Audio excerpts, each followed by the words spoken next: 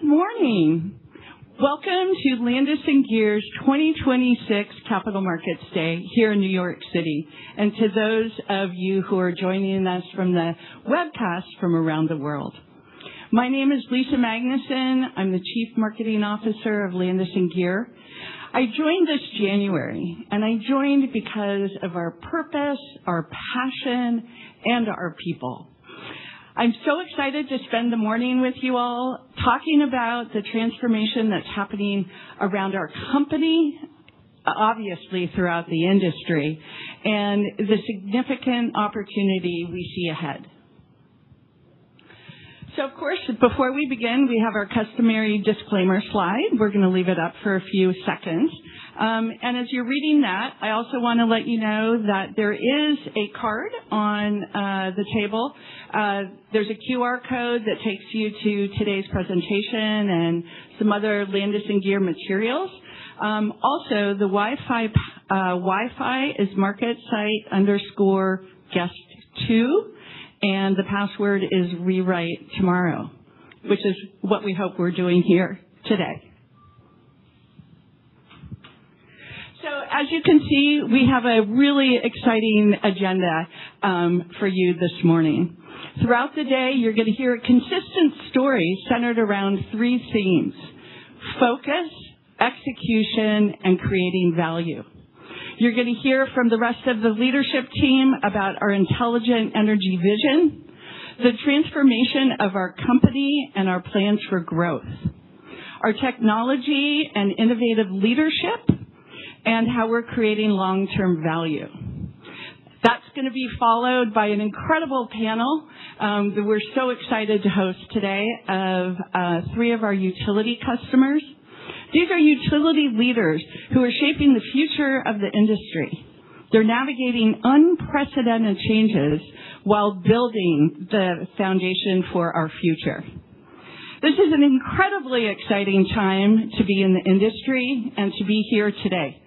So what we'd like to do now is roll a video and let you see what our future looks like.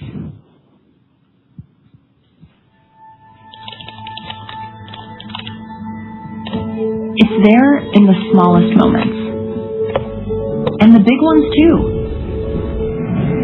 Different in scale, but it connects us all to something essential.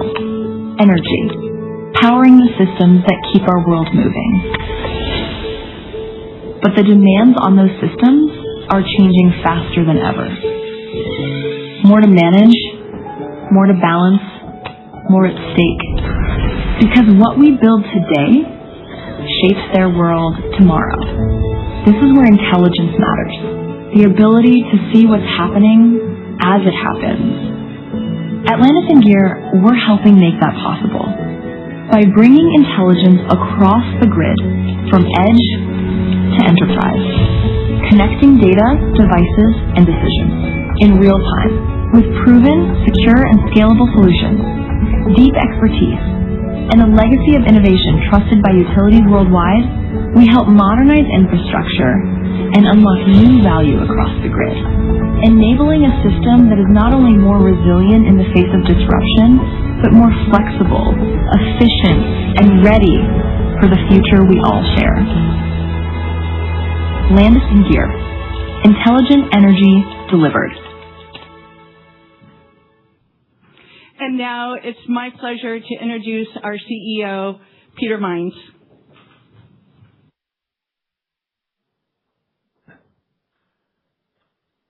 Hello, welcome, good morning, and again, welcome to our Landis+Gyr Capital Markets Day.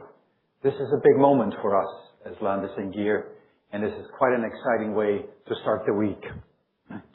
I will promise I will try to be very brief, and I really only have three things I want to share with you today. First, who we are, what we do, and our vision for the future. Second, our market leadership and our opportunity. And third, our focus plan for growth to create long-term value. So with that, let me get started. Today, we are a $1.2 billion trusted provider of energy technology, and we are listed on the Swiss Stock Exchange, and we have about 3,100 people across the world. And we've been delivering technology to utilities for 130 years today. If you go back 130 years, Thomas Edison was still at his prime at this time. Our footprint today is global, but we are focused on execution locally, and we have utility customers in about 40 countries across the world.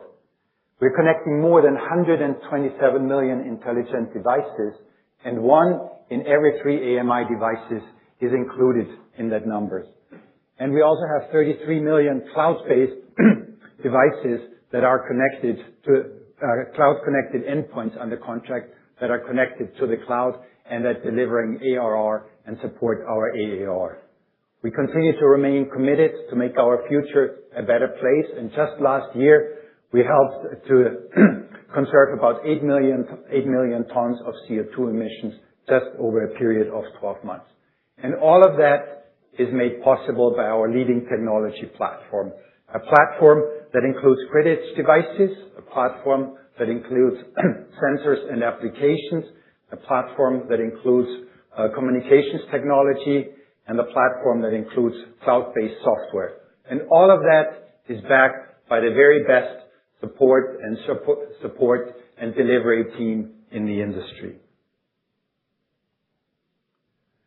We serve about 2,000 customers today across the globe, from the very large investor-owned utilities to the municipality and the co-op.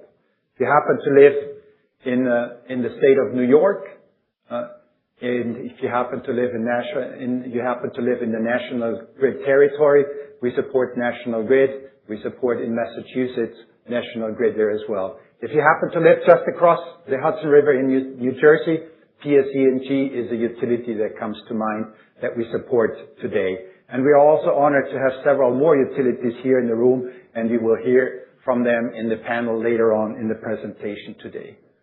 Throughout this period of time and for our customers, we have also enabled multiple waves of grid modernization. That included the foundational energy metering that really put us on the map 130 years ago, included AMI 1.0, it included secure communications, and it also included gas technology, ultrasonic gas technology at scale. And more important, we also created the category that we today refer to as grid edge. And this is the technology to this very day is driving the industry. In a very simple way to think of us, we are deeply embedded in the operating model of utilities for generations now. If we think of utilities today, they're facing forces unlike anything that they have seen ever before. The pace of change is simply unprecedented. This is creating very unique challenges, but more importantly, it's also creating the conditions for long-term transformation in the industry. Think of electrification at scale. Think of unrelenting load growth. Just think about the energy requirements for hyperscalers. Data and digital is expanding exponentially. AI, in a way, is just the beginning. And they have to serve a modern prosumer, professional consumer. This is very likely all of us here in the room. I am certainly one of those consumers that utilities are serving today. And all with reliability, resilience, and security requirements and expectations that have never been higher in the industry before. And in order to tackle all those challenges I just listed, a new category of smart industry is required. If you think of the modern grid today, it must sense, it must communicate, it must respond, it must control, and all of that has to be done in real time. The grid, it must be both connected and it must be intelligent. And intelligence requires trusted data to fuel AI applications, to fuel analytics, to fuel new software. And trusted data, in turn, requires secure connected infrastructure that is embedded across the entire grid of a utility. And we at Landis+Gyr, we call this intelligent energy. And here, we make it possible with an intelligent technology platform that that delivers across two segments. Those are two new segments for us. First, connected platforms. In this new world, everything starts at the edge. Or as we like to say, you have to be at the edge. These are secure grid edge intelligent devices. Think about our Revelo. They're deeply embedded in the utility operations or ultrasonic gas solution as well. In fact, when I come back to the Revelo again, we have 12 million of Revelo under contract in our backlog as we speak, and we have already shipped and deployed more than 4 million Revelos, those devices delivering value to the utilities as I stand here in front of you. Connected platforms, just think of them. They are the trusted, they are the secure, and they are the standard-based foundation of our next segment. The second segment, we call it grid intelligence. And this is our software, our analytics, our AI applications that run real-time grid data to create operational insights, and even more important today, operational control.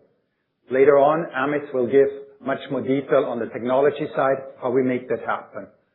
But more important, I really want to give you a real-time and scale example how this is taking place today as we speak. For that, we're moving to Japan, TEPCO. TEPCO is one of the largest utility groups on earth. They serve the greater Tokyo area, and their scale is that of multiple large utilities here in the US or anywhere. And they partnered with us to deploy more than 30 million connected endpoints for the very initial AMI rollout. But already today, this has expanded to much, much more than AMI.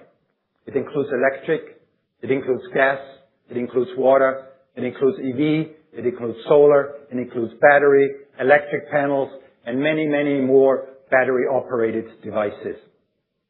Today, this is the largest and most reliable IoT network in the world, and it's handling more than 4 billion transactions every single day. 4 billion. Let me put that a bit in perspective what 4 billion transactions really means. This single system covers about the territory of the state of Maryland here in the US, but it handles 3 times the transaction volume that's happening in the US and Canada for every AMI deployment today in every single day. 3 times every single day. So this is really what intelligent energy looks like at scale. We are obviously exceptionally proud that we've been delivering on this partnership with TEPCO for the past decades, and we're now embarking on the next generation of technology for them in TEPCO. But more important, I believe that every utility can achieve results similar to what TEPCO has achieved. And I believe this is especially important as we enter a period of historic demand growth. If you think of utilities, think of them as the enablers of economic growth.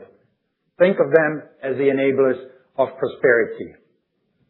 They are critical for many elements of our core infrastructure. Think of areas like AI. Think of hyperscaler, and to this very day, manufacturing. The AI data build out, that's on the front page of every news, is massive load growth, driving massive load growth for them, especially in areas in the US, in the south of the US, in the Midwest of the US, and the Virginia and DC corridor. Overall, when we look at load growth data, we see about 2.8% annual load growth up till 2035. And this compares to load growth that was basically non-existent over the past decade. 0 load growth for a decade, exponential load growth now over the next decade, 2.8%. And you will find many analysts that even show substantially higher number, and you also find many analysts that go well beyond 2035 up to 2050 with substantial load growth numbers. In the US, the spending from IOUs alone is expected to grow by $1.4 trillion. $1.4 trillion over the next 5 years. That's a 20% increase. And here at Landis+Gyr, we are exceptionally well positioned to grow and take share during this investment cycle in our industry. Let's talk a bit about our markets. We are focused on markets today that are not only large and very durable, but most importantly, we focus on markets that are highly profitable and markets that are growing. We see a serviceable addressable market for us of about $120 million, and of that, about $18 billion is our obtainable market just over the next 36 months. And more important, we are laser focused and we are exceptionally well positioned in those markets. We're the number one in the US. We're the number one in Australia. You heard me talk about the largest deployment in Japan. We have strong businesses, exceptionally strong businesses across North America, South America, and Asia Pacific. And we have the strongest technology platform in the industry. So let me be very clear. We are playing to win. We expect to increase our share as we continue to grow our top line and increase our profitability.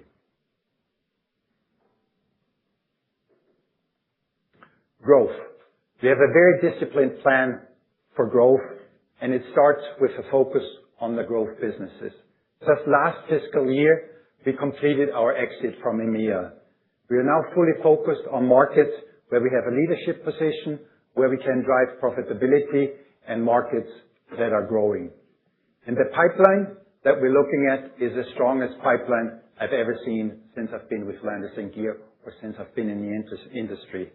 And this, for us, the pipeline is really driven by the very strong adoption of our Revelo. You heard me talk about the numbers before, and the beginning of the adoption and start to see in our pipeline as well as our offering around gas. These are extremely highly profitable businesses, oriented, all businesses focused around our grid edge intelligence. And to support that, we have structured our business now around two segments to drive the future of intelligent energy. We call them connected platforms and grid intelligence. And this allows us to be much more closely aligned how our customers are transforming themselves. Third, we've also created a purpose-built organization with a world-class leadership in place, but it doesn't stop with the leadership team. Our global team is doing an exceptional job in every aspect of our business every single day, and many of them you will meet later on, and they're actually with us here in the room. And we're also investing in many strategic areas like software and AI. If you think of Landis+Gyr today, about 1/3 of our employees are actually dedicated to software. 1/3. So we have 1,000 engineers, 1,000 software engineers. Internally, we continue to implement productivity and digital transformation exercises as well. And so today, we are much leaner and much more efficient and a much more modern organization. And finally, we're here at NASDAQ, as many of you know, and we have articulated, we have completed also our internal preparations for a listing, and we can now initiate the listing according to the plans that we have publicly communicated. But all of that transformation, all of that growth builds on what we have completed over the past 18 months. Substantial transformation that we undertook and that we have completed. We just go into 24. 18 months ago, we were an extremely complex organization with growth and margin dilutive businesses across the EMEA territory.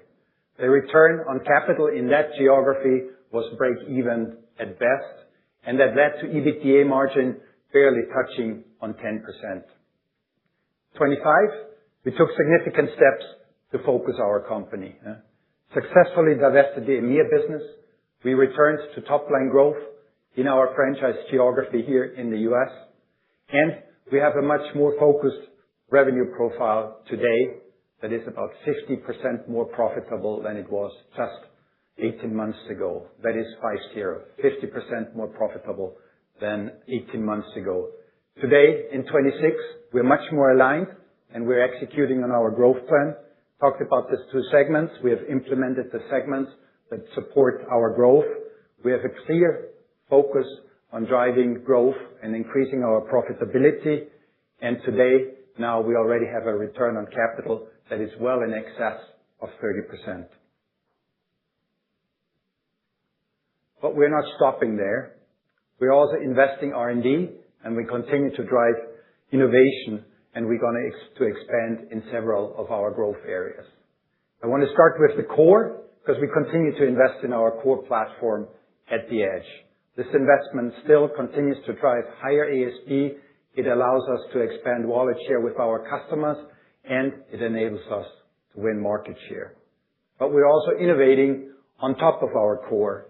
Gas sector as well is going for a massive transformation as well. And we're extremely well positioned, in particular in combination utilities here, yes, gas and electric combination utility. One utility that comes to mind is WEC Energy in Wisconsin, and they have been a very great customer example for us. We've been working with them for about 2 decades, and throughout this period, we deployed more than 1 million of intelligent devices across electric and gas. And they are now going forward, they will deploy 200,000 of our ultrasonic gas sensors. But we're also managing their network, and we have just extended to manage their network throughout 2038. That, of course, delivers ARR and also enables us to continue pull-through on our connected platform devices. The next category we continue to invest in R&D and innovate is flexibility management. Think of flexibility management, that's a dynamic orchestration of new and distributed loads across the grid. An example that comes to mind here that is facing an exceptional amount of new load is Rappahannock Electric Cooperative. They're going from 4.2 gigawatts today, and they will add 26 gigawatts to that in the very near future. That is a 700% increase, a staggering 700% increase.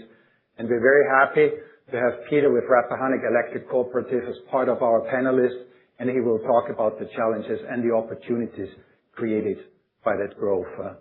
And finally, we continue to work with our customers and also of our partners.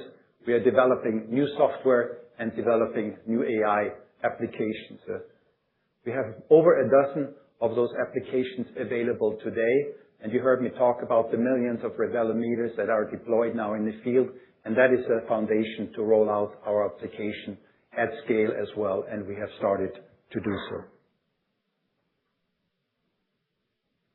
You heard me talk about the focus on execution. You heard me talk about innovation, but the combination leads to much stronger results for Landis+Gyr.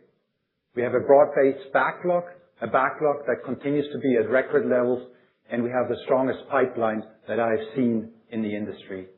And this is really the foundation for everything that we're building on. We have our new segments. Our segments are focused to deliver a higher growth and a higher profitability, a substantially improved mix. And overall, we're looking at mid-single-digit CAGR growth for revenue over the next 3 years. And within the segment Grid Intelligence, we're looking at double-digit growth for this newly created segment. Within Grid Intelligence, we have software and software-enabled within Grid Intelligence, we have software and software-enabled services that already today are very much margin accretive, and they help increase our profitability. Talked about the top-line growth. Top-line growth drives operational leverage. It lowers our cost, and this continues to contribute to a much more profitable company. Our adjusted EBITDA growth is substantially outpacing the growth that we see on the top line. And this, in turn, gives us a much stronger financial profile that allows us to continue to invest in growth, both organically and inorganically, should we elect to do so, and return cash to our shareholders. Later on, you'll hear from Davinder how our much simpler business that we have created today has a much, much stronger financial profile. Trust. Trust in our industry is an important concept. In our industry, trust is simply paramount. And we have earned our position as the most trusted utility partner through a century of execution and working with them. When infrastructure is at the heart of both revenue generation and reducing operational cost, it simply becomes mission critical for our customers. In a simple way, when you think about it, 40% of the electric revenue in the U.S. starts with our devices and connects through our infrastructure. And this level of trust is clearly a competitive advantage for us here in Landis+Gyr. The proof point, in fact, we have 100% retention of our large customers over the past 15 years. 100% retention. And the flywheel that you see here behind me creates more value for both us and our customers. An example, again, that comes to mind here at Encore in Texas. We've been working with Encore for over 20 years now. We started to deploy and connect nearly 4 million devices. And more importantly here, we have been their innovation partner ever since in areas like MDMS and really important in Texas, outage management. The list goes on with similar expansions and being the innovation partner, Hydro-Québec up in Canada, PPL that's here with us today, predominantly in Pennsylvania, and National Grid, and that's just to name very few of the many partners that we have been able to expand. But it's also important to understand that this trust also allows us to win business that was not our business, to win business from competition. Can't share the name yet, but just in the last quarter, we added to our backlog a large Midwestern IOU service territory, and a service territory where we were not the incumbent. And ultimately, the combination of everything that's just mentioned, it shows up in our top line. Across the industry, when you go back to 25, we were the only major player that showed substantial top-line growth in 25. When I think of partnerships, we really do cherish the partnerships with our customers. We also understand their responsibility, and it is absolutely embedded in our culture and in everything we do every single day.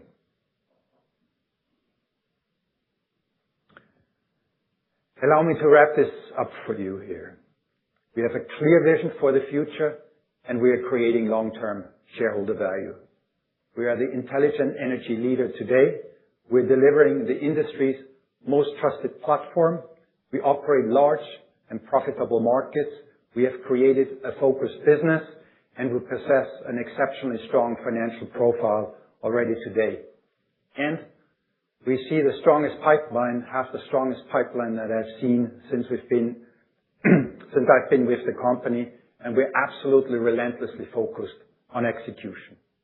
It's an absolutely incredibly time to be in our industry. We're really helping to lay the foundation for the next generation of our industry. But it also represents a very unique investment opportunity to invest as a transformational company in a transformational time in our industry. I could not be more excited about Landis+Gyr. I just could not. Or as we call it, the new Landis+Gyr. Thank you. I'd like to ask PV to come to stage and talk a bit in more detail how we deliver to our customers. PV, thank you. Thanks, Peter.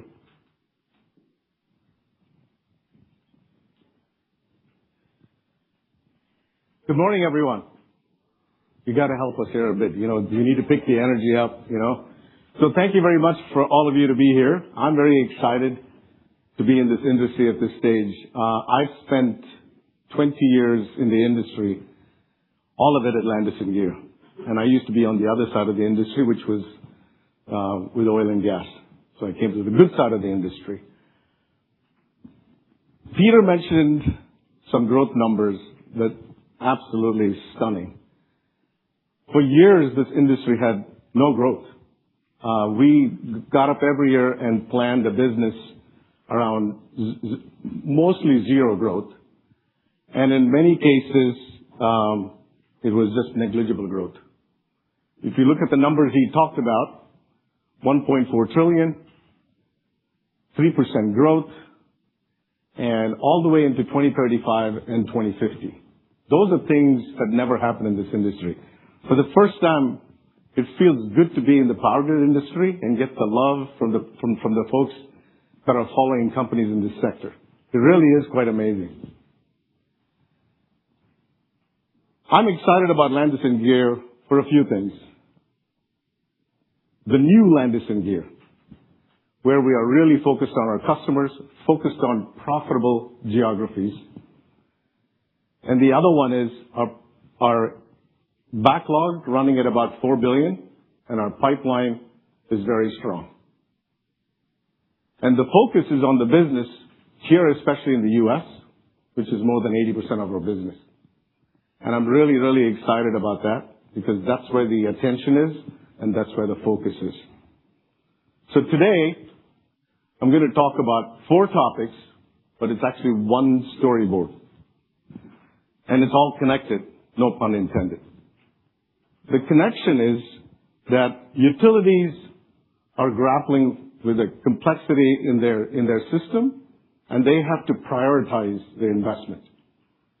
The second bit is Peter spent quite a bit of time on customers and partnership and focus, but I'm going to walk you through how we deliver value to our customers, and trust is an important piece of that, and that's what my team does. But investments in our business don't go without unlocking value for our customers. So we're going to spend a bit of time on how Landis+Gyr, especially with the next generation AMI, is unlocking value for our customers. And the last bit is how are we going to plan to deliver all the $4 billion that are in our backlog, plus the new pipeline that we see ahead of ourselves in a flawless way. Our entire management team, plus all our employees, were just most recently in Anaheim. We hosted 500 customers as part of our user group conference that we have here every year in the U.S. We had many panel discussions, met with many people, and resoundingly 5 things sort of boiled to the top. The first one is, how do they still manage weather and weather-related events due to power outages? This is still front and center of all our customers' minds. This also increases their costs, so one of the things that they have to think about is, how does the system provide precision location so that they can dispatch trucks and resolve it? And they have to do this in an environment where they have to keep OpEx down and also improve customer satisfaction. The third bit is what is also important on their mind, because it's not just about customer satisfaction, but it's also affordability. All of us are faced with increased input costs in our business, and how do we manage this without passing it through our customers? This is just not a unique thing that's only in our industry. I think everybody is faced with this. But the last 2 is something that we never saw in the industry before. Previously, the top 3, you would see it almost on every chart. Now, the ability of managing EV, PV, solar, batteries is an important aspect of the business. It creates grid complexity. We know that when we introduce these things, it does cause power quality and power reliability issues for our customers. And that becomes important, and we have to manage it. But this is also an opportunity. For the first time, we could use these precious megawatts to figure out, at the distribution level, how can we give flexibility back to the grid. If we do that, we actually delay costly upgrades for our customers. And this is an important tool that I believe Landis+Gyr's AMI system provides in AMI 2.0. But in the past, customers dealt with this in various ways, probably through various functions within their utility, maybe even different pieces of software and tools. They need one platform.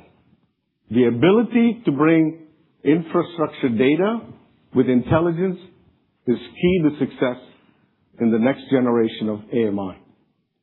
And that is where Landis+Gyr plays.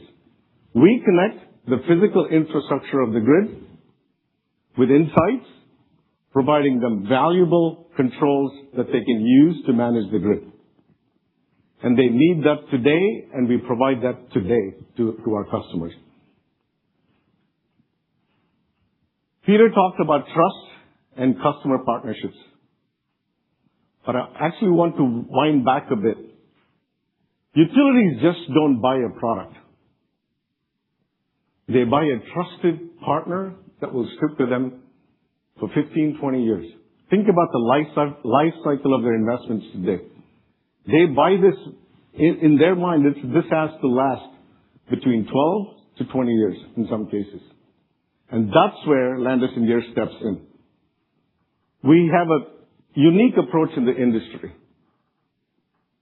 When we land the contract, we dispatch teams that works very closely with our utility customers. We put our teams with their teams initially in the first 5 years, and then we grow together. In the second bit, once the deployment is done, we operate it together. Our systems are closely embedded in the utility operations daily that they have to perform. The third bit is, as we progress through this 15-year relationship, we also have to bring innovation in. We have monthly meetings, quarterly business reviews, where we review each other's roadmaps, because they're interested in Landis+Gyr's roadmap so that they can invest in their business, and we need to see how the load is growing in their territory. So this becomes a huge bit of what we do.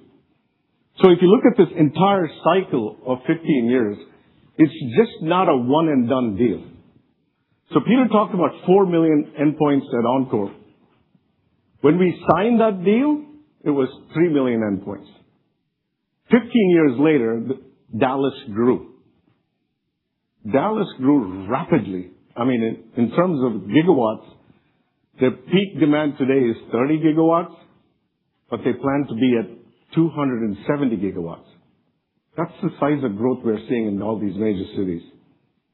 And we do this across the board with every utility customer. As Peter said, we have not lost a single major customer. Our relationships are 15 years long or 20 years long. It's multi-decades. The logos that you see there is a very trusted, committed partnership. At all of these places, we have our people co-located with them. In the Northwest at Puget Sound Energy, we actually manage most of their operations today. So we land, we expand, we deepen the relationship, and we continue to provide value over the long periods of contracts that we have. When we are done and they're going into the next generation, like they are with AMI 2.0, that's the first place they look at us as Landis, because the relationship is one that's trusted and they want us to grow with them. But we have to unlock value in the next generation AMI. I'm really very proud of the Revelo platform. It is really a grid sensor. It's real-time information connected to a platform giving valuable insights. For a moment, if you think about 1 million endpoints in a city installed, real-time information, always on, we become the Google Maps for the grid. Think about it for a minute. It sees congestion. It knows where things went wrong. And we are able to use that information and immediately dispatch trucks and resolve it or fix problems. That is the new world that we live in.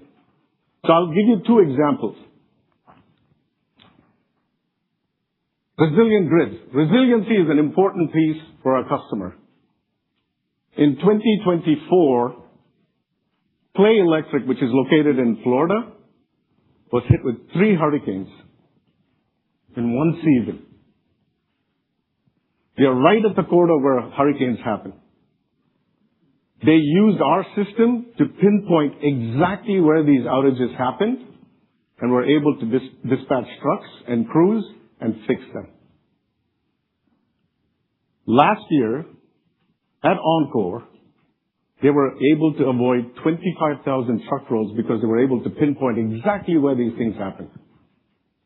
At $100 a truck roll, that is huge savings for the utility. And we do this across the board for all our customers in the next generation. I talked about grid flexibility. Today, Landis+Gyr delivers 9 gigawatts of load reduction every year. This is across many customers. 9 gigawatts is like 9 million homes being powered in a single day. And we're able to provide that.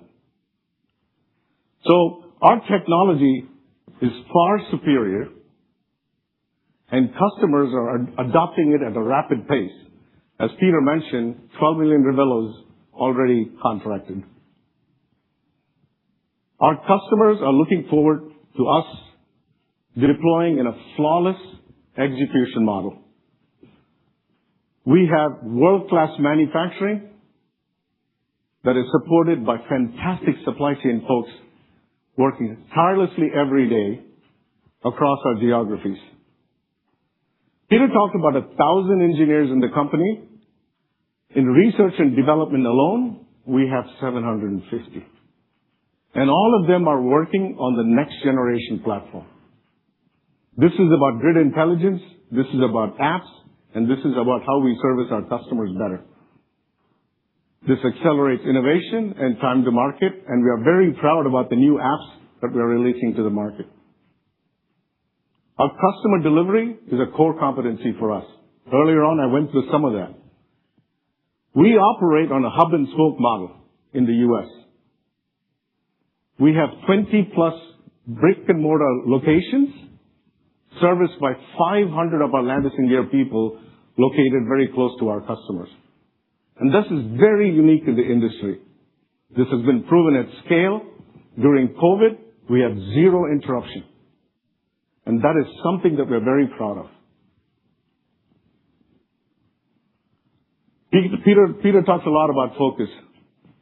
For me, with $4 billion in backlog and a fantastic pipeline that I see ahead, it's important that we flawlessly execute. I'm very excited about the intelligent platform we're delivering to the market. Our customers are really interested in the solution, and we have a lot of activity around it. We have strong partnerships, trusted long-term. Really looking forward to working with them. We deliver valuable ROI for AMI 2.0 next generation business cases that are required. And lastly, we have proven this at scale. So I'll leave you with where I started. Strong backlog, a huge pipeline of opportunities, and that's the journey we're leading. Now I welcome Amit Kora, a Chief Technology Officer and Chief Product Officer for Landis. Thank you, Prasad. Good morning, everyone. My name is Amit Kora. I am the Chief Product and Technology Officer at Landis+Gyr, as Prasad introduced me. I've been with the company 11 years. I cannot be more excited than today where we are in the last 11 years. Peter talked about how our market is shifting, our vision for the company. Prasanna talked about how we're executing in partnership with our customers. What I'm going to walk you through today is the engine which powers our vision and execution. For the course of the next 15 minutes, you'll hear 3 things from me. 1, how are we enabling intelligent infrastructure at scale with our platform? 2, how do we take that enablement and demonstrate that our platform compounds in value? The last one is, this is nothing in future. This has already started. So I'm going to show you why this wave is already here and it's in motion. Peter mentioned the 4 or 5 challenges utilities are facing today, right? Customer affordability. Bills are raising for a lot of customers.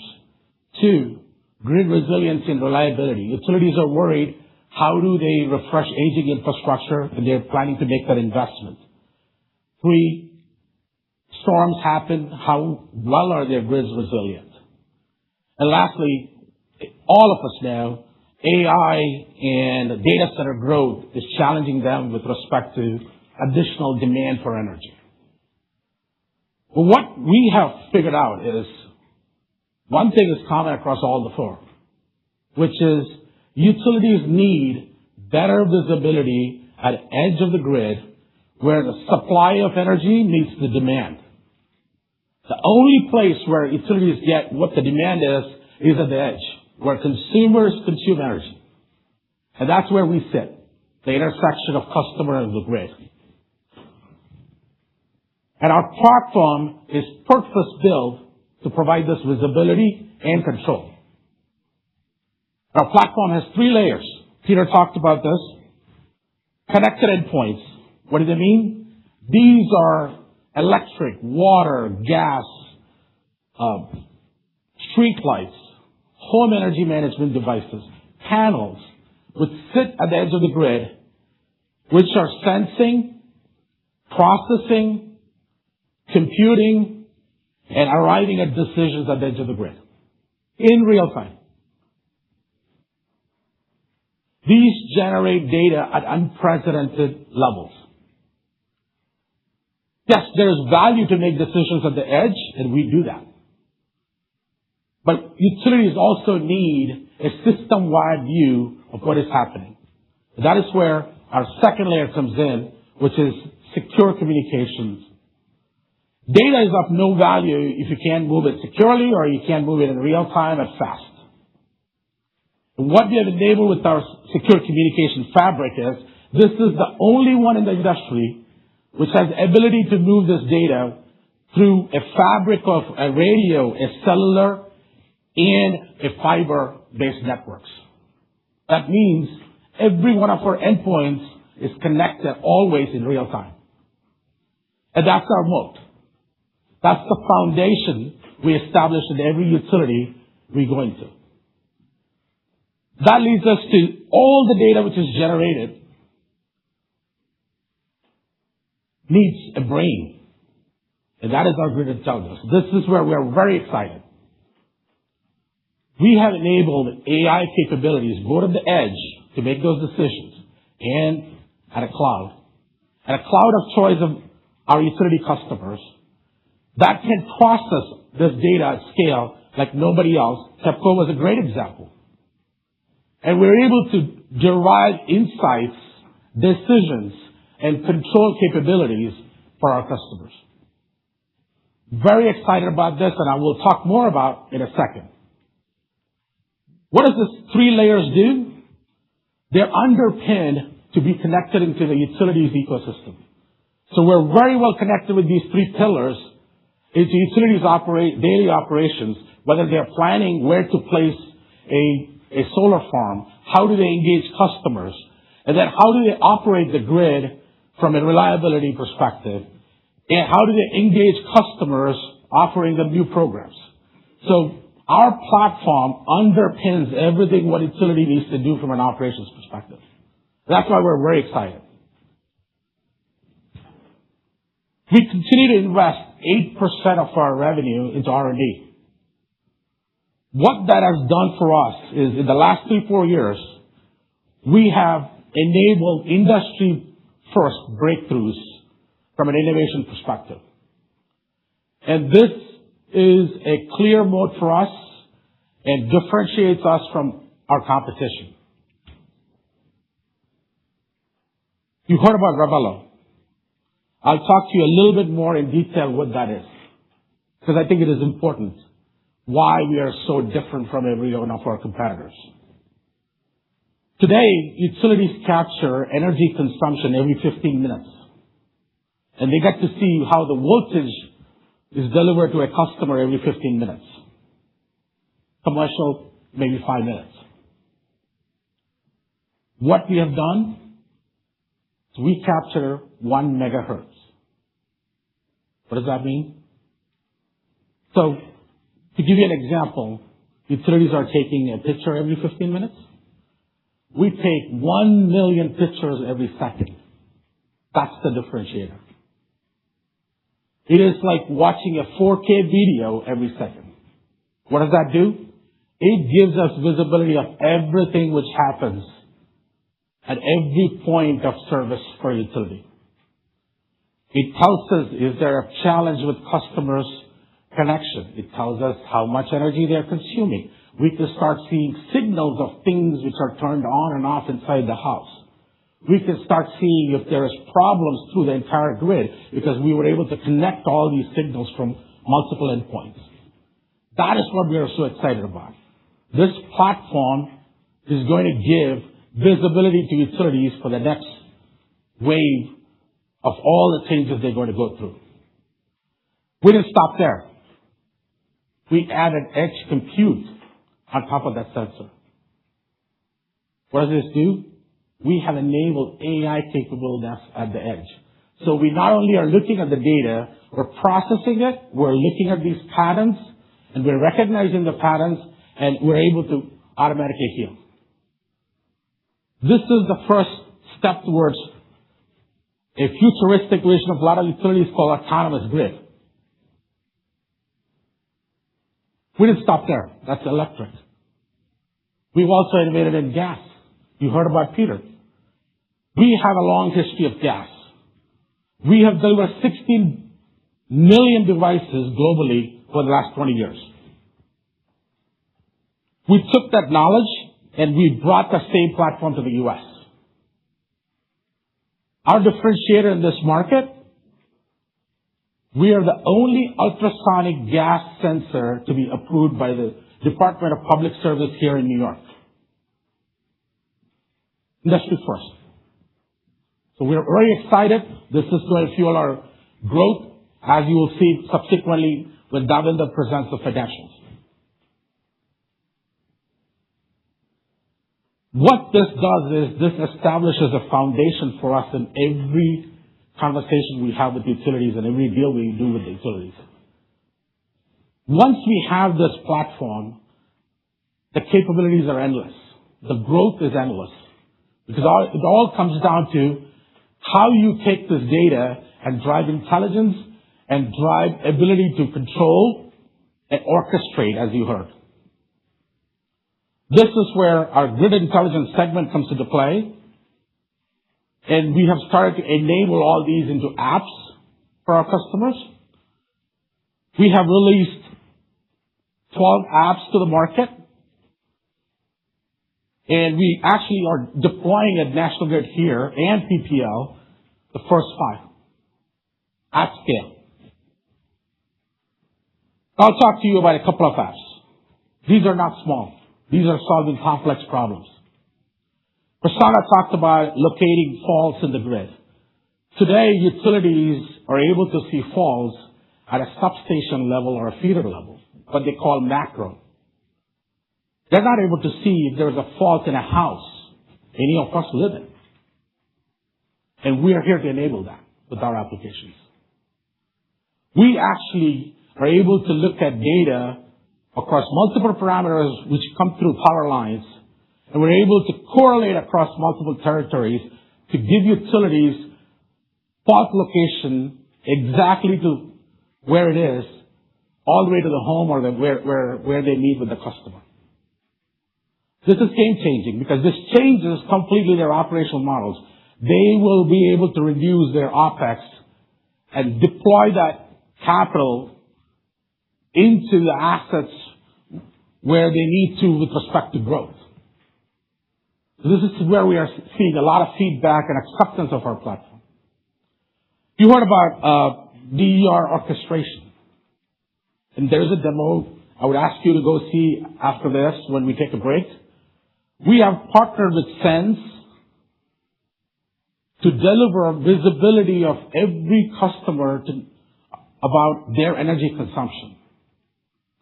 And utilities get to see an aggregated view of all this consumption. What does this mean? Utilities are able to plan affordability programs by combining all this data by load type. If a customer has a thermostat, they get to see how much energy is being consumed across their territory by their consumers for thermostats, and are able to offer special rates around affordability. Second thing, we can even predict whether the HVAC has an issue that needs to be replaced. So utilities are becoming better engaged with their end customers. Last but not least, I can go on this, by the way, because I'm very excited about this, is wildfires. Wildfire storms, these are all top of mind of utility executives. You'll probably hear them in the panel next. Is how do you know when a power outage happened and how quickly can you restore? Because if they don't restore fast enough, they will be making the front page of the newspaper. So this is where we come in and we're helping with apps which gives them full visibility into where those outages are, how quickly can they manage their operations to restore power. And this gives them unprecedented view and visibility and control. Why am I really excited? I am part of a transition where utility used to be reactive. Now they're going to be more real time, more predictive, more future. This is what excites me, and that's why I work for Landis+Gyr, and I come in every day to make this with my team. Okay? You may say, hey, this is all great technology. You're excited. We get it. How does this add value?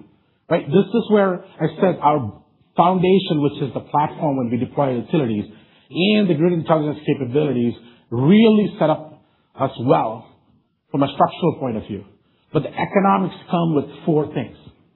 One, you heard from Peter, we have 127 million devices in the field today.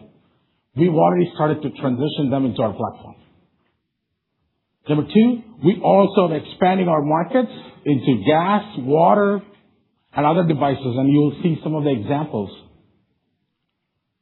Three, once we have these devices, the economics starts with grid intelligence, adding a layer of applications and monetizing those applications. And we didn't stop there. We said our focus is to make this an open ecosystem.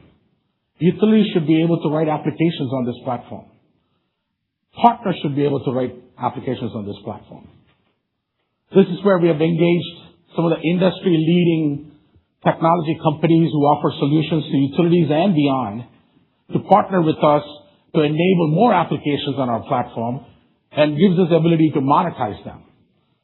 For example, Mitsubishi offers a lot of grid devices to utilities across substations and reclosers, but they're all, I would say, not smart devices. What we are partnering with them is put our smartness into that device. Now utilities have a better visibility of every asset in the grid. It helps us monetize even beyond our device. And that is the beauty of this. As I started, I said I'll cover three things. One is show you that our platform is enabling infrastructure, intelligent infrastructure at scale, and we are. With 127 million devices and more to come with our backlog. Two, revenue expansion is going to happen with two vectors. One, all the applications and intelligence built on top of a platform is one big growth vector for us. Number two, expansion into multi-commodity is the other. And finally, I'll leave you with the thought, more data is going to mean more applications, and more applications is going to get us more revenue. So thank you. Next, I want to invite a distinguished panel of utility executives who are at the forefront of this change and driving the future of our industry as we go along. I would like to welcome Dave Bonneberger. He's the EVP and COO of PPL Corp. Peter Maharo. He's Chief Strategy, Technology, and Innovation Officer at Rappahannock Electric Cooperative. And Jacob Tuttle. He's the EVP and COO of Arizona Public Service Company. To the stage, And this panel will be moderated by Dr. Arshad Mansour, one of the brilliant minds in our industry. He is the president and CEO of EPRI. Please come on the stage.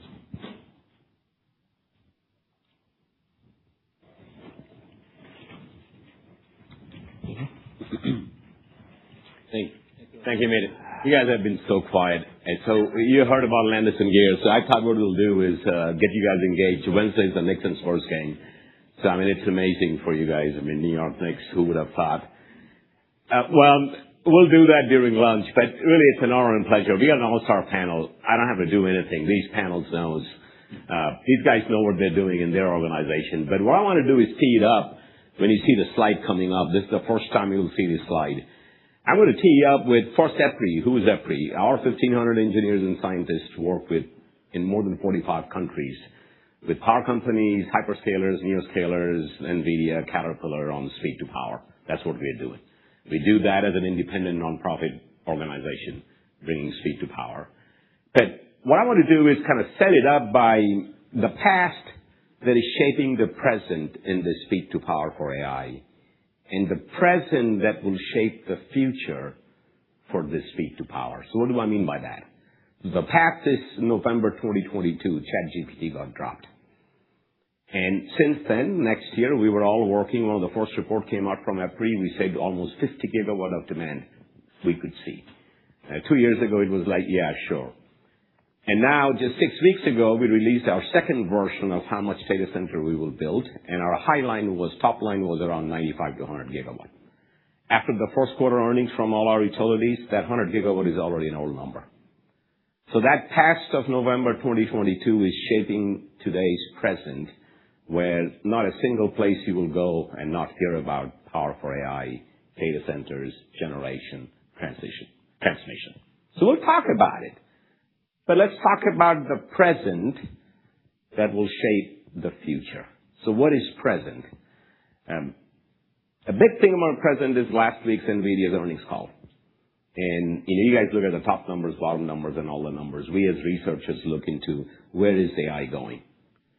And what we saw was, first time, Jensen announced that in their future earnings, they will break their revenues and show you the revenue that's going for the selling chips to the hyperscalers, but also show you the revenue that's going to, they call it ACIE, AI, Cloud, Industrial, and Enterprise. So as we look into inference, and as we look into the token costs are going sky high, and as we look into the need for latency becomes high, you will see AI also moving to distribution. I could come here next year for an event like this. I could see a lot of your vacant buildings actually are GPU clusters. I could actually see, today I saw a water heater. Who would have thought a water heater would have a compute resource? Just Google. Somebody's coming up with a water heater. You'll see over there SPAN, a smart panel, a compute resource. So this is the present that will shape the future, where grid intelligence becomes the key to unlock the future. This is distribution. So finally, distribution is getting into the game of AI. Generation and transmission has been in the game for a long, long time. We got a nice slide for you that will come up, and I'm sure Landis+Gyr will share the slide to talk about both the past that's shaping the present and the present that will shape the future. But now's the time to hear from our panelists. And I'll start with, we'll talk about Knicks later. Don't worry, I mentioned Knicks and Spurs, so I'll have to talk about it. We'll start about, maybe just say a little bit about PPL and all the companies, and start with how the past is shaping your current future, generation, transmission. And then with all the need for CapEx, how you're prioritizing the need for distribution and all the things that are needed in distribution. And Dave, why don't you start? Sure. So just a little bit about PPL. We're headquartered in Allentown, Pennsylvania, about 2 hours from here. We own 4 utilities, one in Rhode Island, which is a gas and electric utility. Pennsylvania is our legacy company and serves about 1.5 million customers, 10,000 square miles, electric. And then in Kentucky, we have two utilities, Louisville Gas and Electric and Kentucky Utilities, serving about 1.3 million customers there and with generation assets in Kentucky. And just perspective of how we're all three are over 100-year-old companies, right? And if you look at, I'll pick on Pennsylvania, peak load about 8 gigawatts. In our pipeline for data centers, these are in advanced stages of data centers with signed agreements. We have 28 gigawatts of load coming online. Amazon just started a data center in our territory, and within 3 months they'll be our largest customer, right? And so significant growth in data centers. Kentucky, not only from a data center perspective, but also bringing manufacturing back to the U.S. We're seeing a lot of Ford, Toyota, UPS making big investments in our states, advancing that. I'd like to talk a little bit about the future. Not only we talk a lot about grid edge technology, and we view the utility of the future being able to integrate with many different companies and platforms, if you will. And what's critical to us to be able to maintain stability of the grid is be able to monitor and control the grid. Having real-time view of what is the voltage on the system and be able to manage that and make adjustments.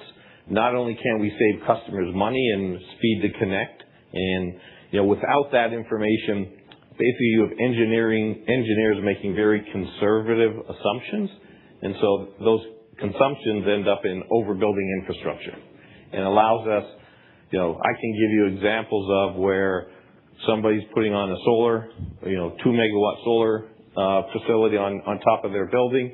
We've been able to reduce not only their time to connect, but save them $600,000 in connection fees because we have that access to that data. Right. Landis+Gyr has been, we use them in all three of our utilities, gas and electric.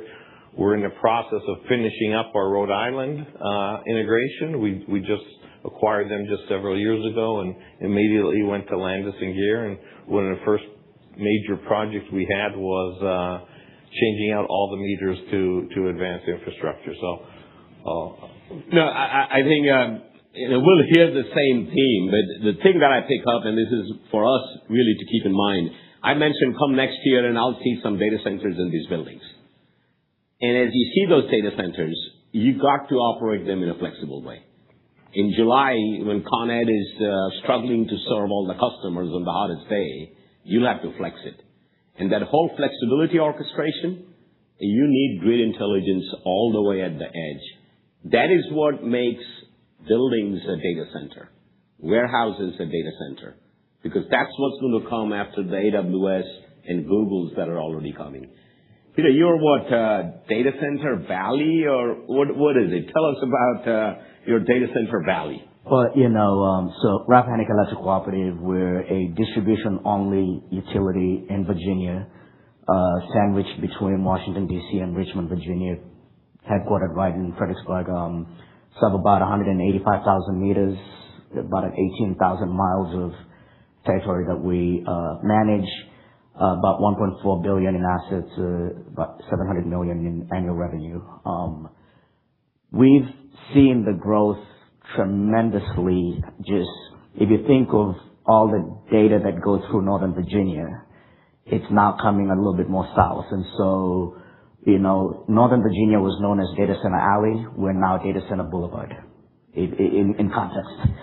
And it's a challenge where, going back to where we've been for the longest, we hit our all-time peak at 1.2 gigawatts, and that seemed like, wow, so big. And today we're contracted. In the next couple of years, we'll be at 6.2 gigawatts of load with another 20-something in the pipeline. That is unreal. It's not what we ever even thought 5 years ago we would actually see. And so what makes it unique about where we've come from, and I always like to say, what got you here will not get you there.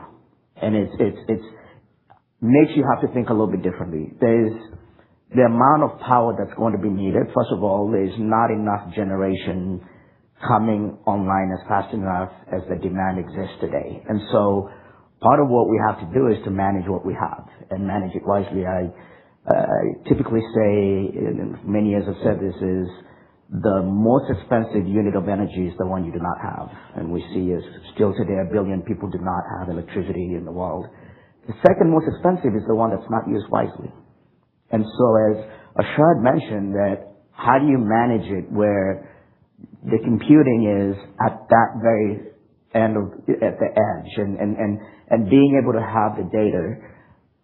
I think Amit pointed out very clearly is we've been very much a reactive industry, and now we're having to face a challenge of saying, how do we become predictive?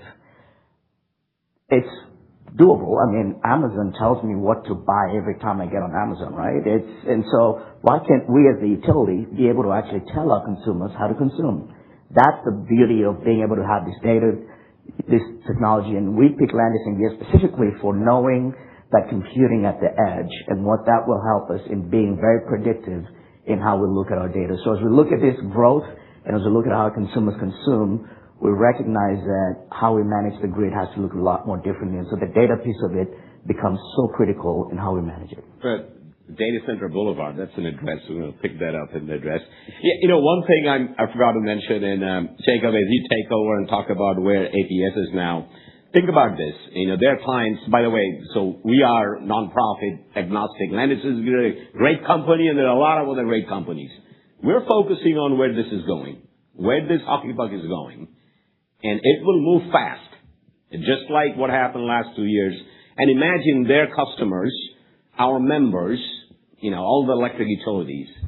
If I have data centers in distribution, a warehouse, one of the vacant buildings, a water heater, what it does to the distribution utilization factor. Our current distribution utilization, roughly 50%. So we got unused capacity, but during the hottest day we needed. If I can get that utilization factor up by 5%, from 50 to 55, that is a huge, and I know we look into ROI, but we also look into customer affordability. We're focusing on society. So now we can power AI and actually do it in a more affordable way. So while we got to deliver today's you got how many gigawatts at APS now locked up before this distribution starts? Yeah, that's right.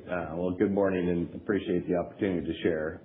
In Arizona, I don't know if we're Data Center Boulevard or Alley, but we're somewhere in the neighborhood. We are 140-year-old. We're the state's largest utility in Arizona, vertically integrated, been effectively serving the state for many, many decades. It's fascinating, the journey that we're on. I've been with Arizona Public Service for 26 years, and it was less than 10 years ago when we were talking about the utility death spiral, where there was zero load growth, where customers were putting whatever in. We've had strong residential growth in Phoenix for net migration, but even at that, with the proliferation of distributed generation, rooftop solar, whatever growth we had got consumed. And so you fast forward to today, and just in the last few years, going from, we were an 8-gigawatt utility, similar to maybe Pennsylvania Power and Light, serving 1.4 million customers, about 3 million people. When you think about that story of getting at 8 gigawatts, we have committed to about 4.5 additional gigawatts of primarily data centers, but we also have strong commercial and industrial growth.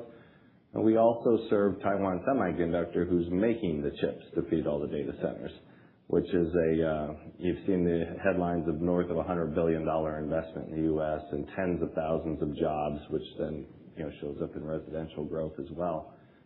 And in our queue of data centers that are in a holding pattern for service is about another 19 gigawatts. There's a lot of discussion amongst all of us around how real is that. I'm not necessarily saying all of that's likely to show up, but there is some portion of that is eager to get served. And I think about this discussion today, where obviously I'm also a Landis+Gyr customer, have been for many years, and this nexus of, in Arizona at least, it's generally energy is the constraint. You don't have enough electrons. But not having enough electrons, and Arshad said it, when you're focused on, first we focus on safety of serving our customers, the reliability, because it is life and safety in Arizona when it's 118 degrees and you got to keep the lights on. But there's also a big affordability element coming at us. And so we see that pressure on affordability as we're trying to build infrastructure at levels that we've never done before. I love to share the story. Like we're 140 years old. The largest customer in the history of our company was always a copper mine in Arizona. We've mined a lot of copper, 75 megawatt load. And today you have customers asking for 2,000 megawatts. I mean, the numbers are mind-boggling when you just think about the amount of energy and what they're asking for. So if you want to focus on reliability and affordability, the combination between our generation fleet, the big wires, the transmission that interconnects all that, and then now the distribution space. And data is power, right? Data gives you information to make informed decisions. We talk a lot about demand response, virtual power plants. How can you act like a power plant without actually having to build a power plant? So I think the technology, the data, and the opportunity are just huge in front of us. And it's important to realize this gigawatts that you're hearing about, the past, the November 2022 ChatGPT that is shaping the future of the present, which is hundreds of gigawatts, is going to happen. It's going to happen. Yes, you're hearing community opposition, and you will hear more about it. There is not a single technology that has transformed the world that has not gone through significant community opposition. I asked the people, do you know what a devil's wagon is? And if you don't know what a devil's wagon is, ask your ChatGPT. It is what the rural people called cars to be. When automobiles came in, that was a devil's wagon. That was 10, 15 years of, and it's railroad, it's electricity, when electricity came in. But as we move to this new future as well, while we're also building our generation and transmission, you said affordability, reliability, keeping the lights on. You got aging infrastructure that you got to build. So you got competing CapEx needs. And some of the CapEx needs, we're seeing innovative financing coming in. Some of the hyperscalers are also giving it. So how do you see innovation in even meeting your CapEx need to make sure the bread and butter and getting ready for this future of distribution, AI moving to distribution happen? I mean, if I go to you, it's a competing CapEx need. Right. So the way we look at CapEx and how we're going to allocate our funds, first, I would put it in buckets. Capacity, so new customers, data centers, you have to invest in that because you have an obligation to serve those customers, right? Then there's the asset management component of aging infrastructure and so forth. And when we look to replace aging infrastructure, we look at our partners and say, okay, how do we replace that infrastructure with sensors and grid edge stuff that allows us to reduce our O&M, operating and maintenance costs, right? And the way we look at it is for every dollar I can save in O&M, I can invest $8 in capital and not impact the customer bills. So it's a way to self-fund and not affect affordability. Reliability has traditionally always been the number one driver of customer satisfaction. It continues to be that number one driver, but affordability is a close second. And so we're very conscious about how do we make investments to drive O&M out of the business and continue to work on more efficiencies to drive costs out of the business. In our application of Landis+Gyr's products in our 4 operating companies, we were able to take $38 to $40 million, and this isn't just efficiencies and people don't go away or so forth. This is real dollars that came out of the income statement, expenses that came out of the income statement. So it allowed us to self-fund some of those other types of investments, right? And so a lot of investment in what I'll call orchestration and be able to integrate all these different platforms into this. And again, more information allows you to make smarter decisions, increase the capacity of the grid, and drive costs out of the business so that it can continue to be affordable for customers and adding more value to customers. Peter, I was talking with you. We're seeing innovative financing models in the utility industry that I haven't seen in 30 years. So last time I checked, depending on whose math you believe, it's $1 trillion a year CapEx going on for this large data center. And some of those CapEx from hyperscalers and neoscalers could actually be funding bring your own generation, which will allow your money to get your distribution more intelligent and invest in getting all those grids. So tell us, are you seeing something in? Sure. Yeah. What's interesting is the growth is tremendous, right? And it's not only just the data centers. I mean, we talked about agriculture, indoor agriculture. I put that indoor ag picture right there. And the one that threw me off was it was a lettuce growing facility, 6 megawatts coming to and I thought, is this what we're calling it now, lettuce, and not, that's what I thought. And actually, it is lettuce. It is lettuce. It is. It's not what I thought it was green, but we have the obligation to serve, and so we have to assess how do we take advantage of some of the capital, and what we've been working with some of the hyperscalers is to say, okay, you bring in the capital, we'll build a generation for you, we'll maintain it, we'll operate it for you, and that allows us not to expend those dollars. We could use those dollars to look at other ways of aging infrastructure. In fact, looking at other innovative ways such as maybe the hyperscalers can actually fund other things such as upgrading someone's house to become more energy efficient. They get the capacity value that they need. We get to work with our consumers. We're a not-for-profit utility, so affordability is the number one thing that we have to look at it, but we actually changed our terminology to go into affordability and value, because we have to say what is the value that we could bring in. So we've had to be very innovative in the way we look at the different financing structures that have not existed before. I don't recall any time we would say, hey, why don't you pay for upgrading someone's house so they become more energy efficient, they consume less, we don't have to build to over capacity based on what we traditionally have always done. You build for the hottest day or the coldest day for us, for example. We're both a winter and summer peaker, right? And so now we could say, actually, we don't have to build this. We can use less of this. We can look at other technologies and how do we use technologies to actually not have to build. So, for example, if I could use a smart panel and not have to upgrade a transformer, I could save the dollars on that transformer. I could actually incense my consumer to put a smart panel at their house,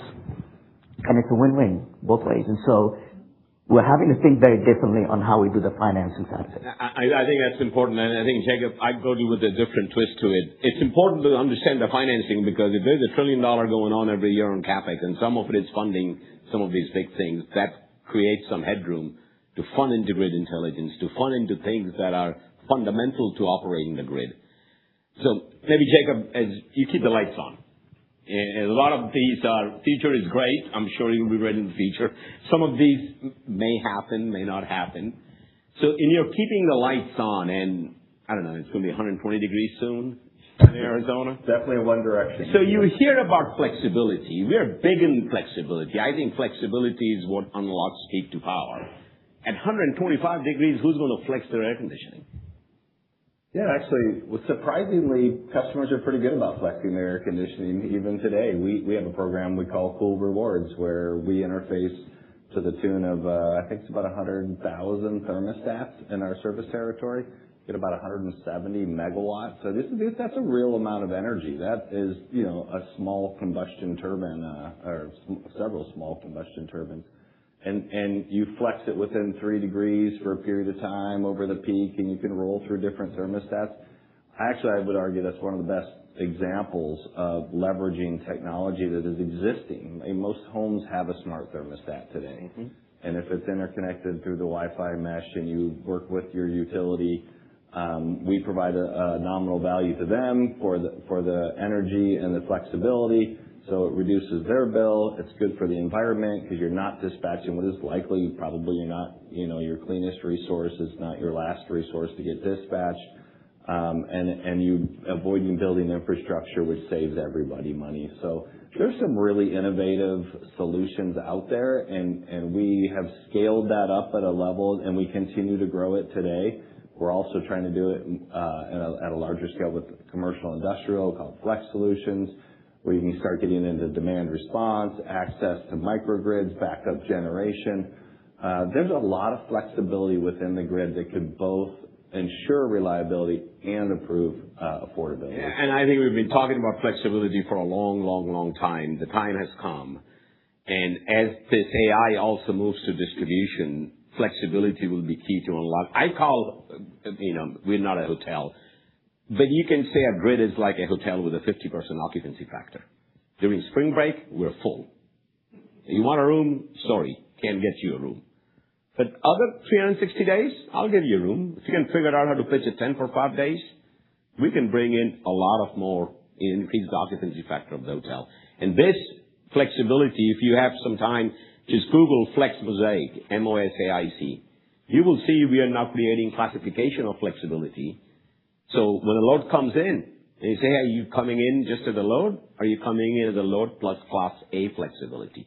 Class A means you'll back off 3 to 5 hours. I'll call you 20 times a year. I'll give you 24-hour notice. This is where the future is going to go. And I think what you're hearing from our panelists, we're seeing it across the industry. When I get a timeout, it's your time to ask questions. You can ask me about Nixon scores, so that's not off limits. Are we at that time yet? A couple of minutes. I'm going to have our panelists think about it. And so start thinking about one killer app. So when I was thinking about AMI 2.0 at the event, PV, I was thinking, what's this AMI 2.0? And we were there when AMI 1.1 was going on. So what is this big deal? I'm going to just change the meter and put some new meters because end of life. And it dawned on me to explain it to me and a lot of other people. The best way to explain it is AMI 1.0 was BlackBerry. BlackBerry means my hardware and software were intertwined. If any of you are old enough to ever have a BlackBerry, you knew you didn't have an app store where somebody will create a new app and you can download it. AMI 2.0 is Apple. We have segmented hardware and the software side. I can create apps 5 years after the meter has been installed. So that allows us the opportunity really to innovate. And if I come to you, you heard some of the apps that you guys were talking about, Landis+Gyr. What's the killer app for you? Yeah, so, when I would say when utilities started replacing meters, it was the value was, okay, you no longer have meter readers, you get rid of safety issues, right? You get rid of vehicles and big savings there. That's like table stakes now, right? And so, if you think of the functionality that we get now out of the AMI meter, I know customers are out of power exactly what, in the past, we relied on customers to call us when they're out of power. Now I know about 28 minutes faster than I knew before AMI meters, right? I can restore quicker. When I'm battling a storm, we get a lot of what we call embedded outages, right? Or there's an outage within a larger outage. And so now we know exactly where that is. It saves us, days of restoration so that we're able to pinpoint where restoration is, right? We're able to use, provide customers value, with the Sense app, disaggregate their load. They can make intelligent decisions to use that information to lower their electric bill, right? And I could go on and on and on of the benefits of the technology that's available to us now. I would say the biggest thing, and I tell our engineers as we rolled out advanced meters throughout our territories, you don't realize how bad our voltage is until you get an AMI data. And so when you talk about power quality, and especially in manufacturing where, that voltage dip could shut down their manufacturing, and then they spend hours and hours of cleaning up their machines and so forth. It's so important for as everything becomes more digital and to provide that power quality needs. Well, if you guys have a killer app here? Yeah, I would say my biggest thing is the killer app is how do I get my consumers not to interact with me as a utility? At the end of the day, I mean, do we really care about your power company? We get 2 calls. Why is my bill so high and why is my power out?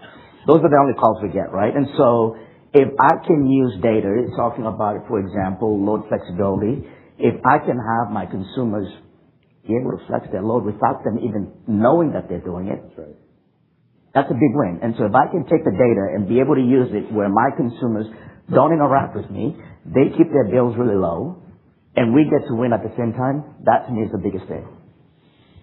I was just going to piggyback on the flexible app that the customer doesn't have to do, this idea that the customer can help support the grid.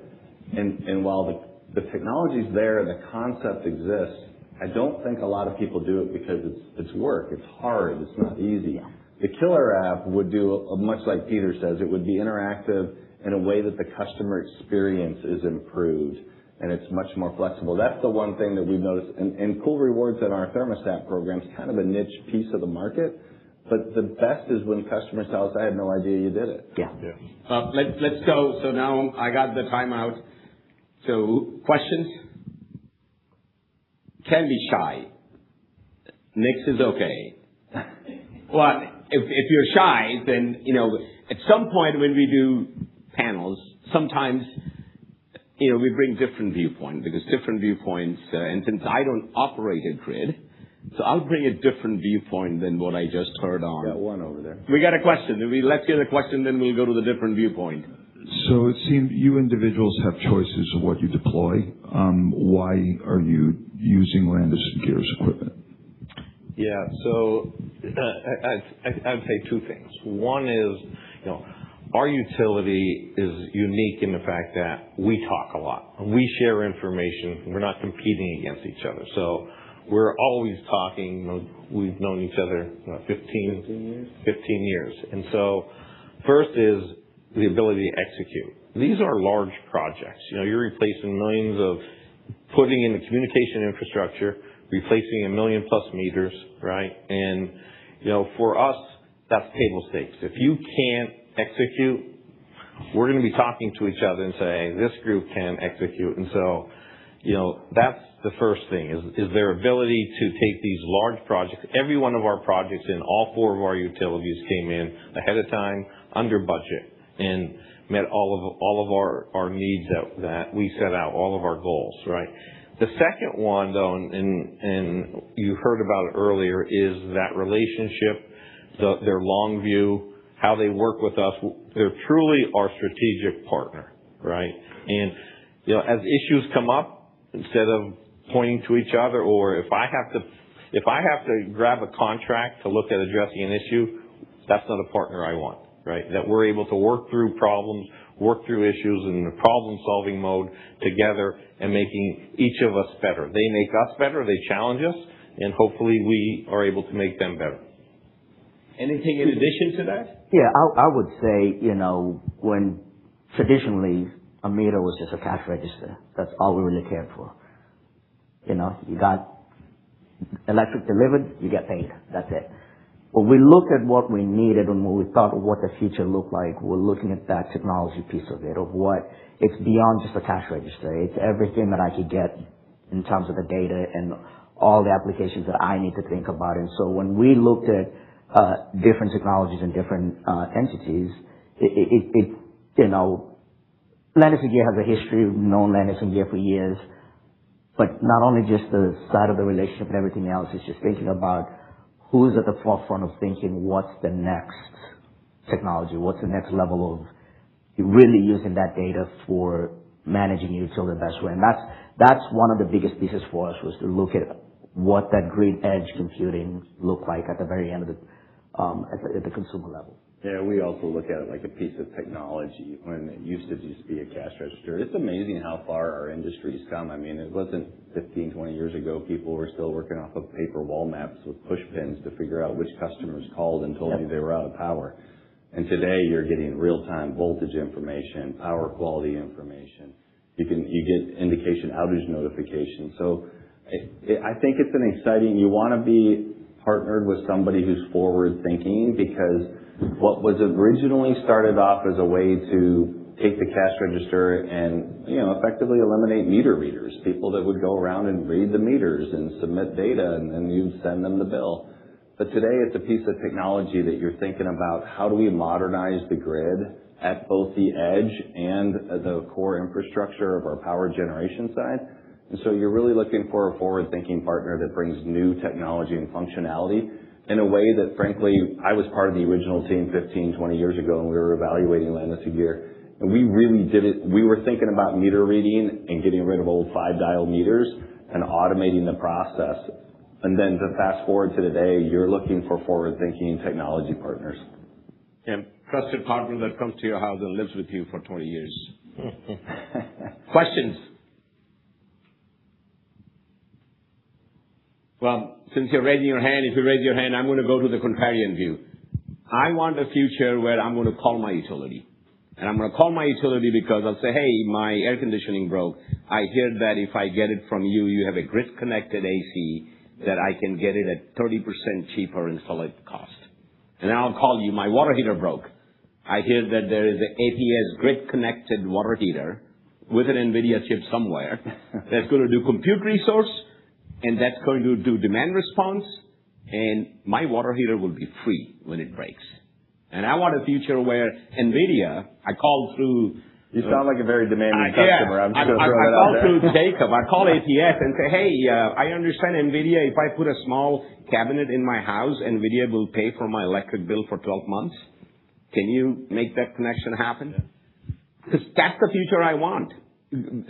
Trust this transition of AI also going to distribution. 2.5 years ago, I was on a panel and I was talking about 50 gigawatt, 100 gigawatt. People were like, oh, no, yeah, sure. And this industry moves very fast, the industry that is creating this ecosystem. I would not be surprised.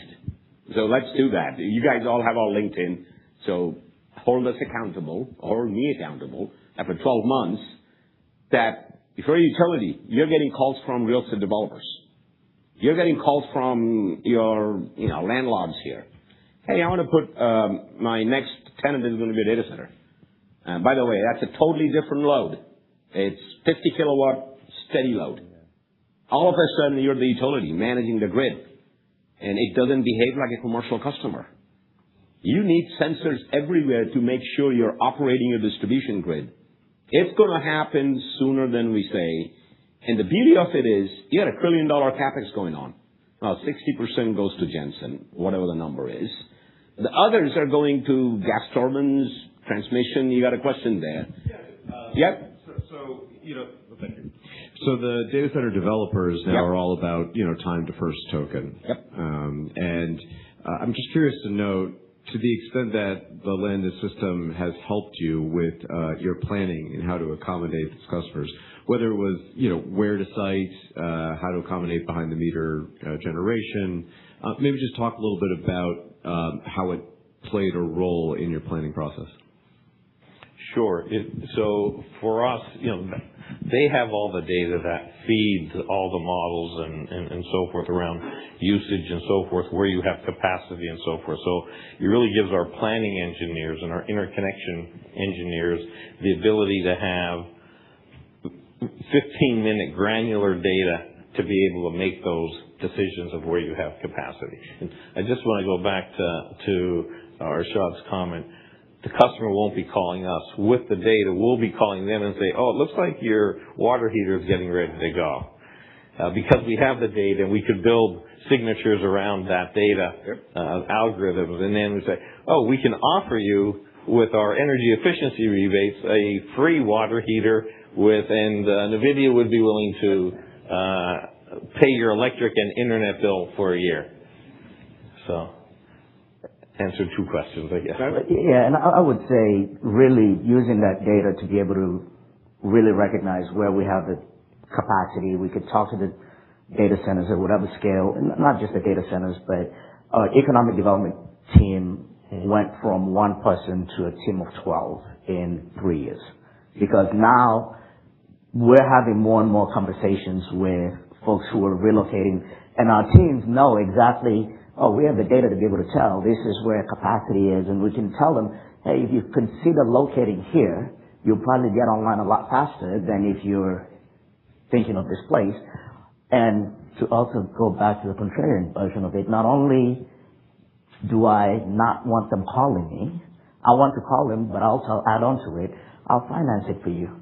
So now you don't even have to think about the money. Well, that's, the answer we're actually doing that today. It's going to come. Maybe I should start working with Amit on a next path, which is transmission data, OSS, open access, so everybody has the data.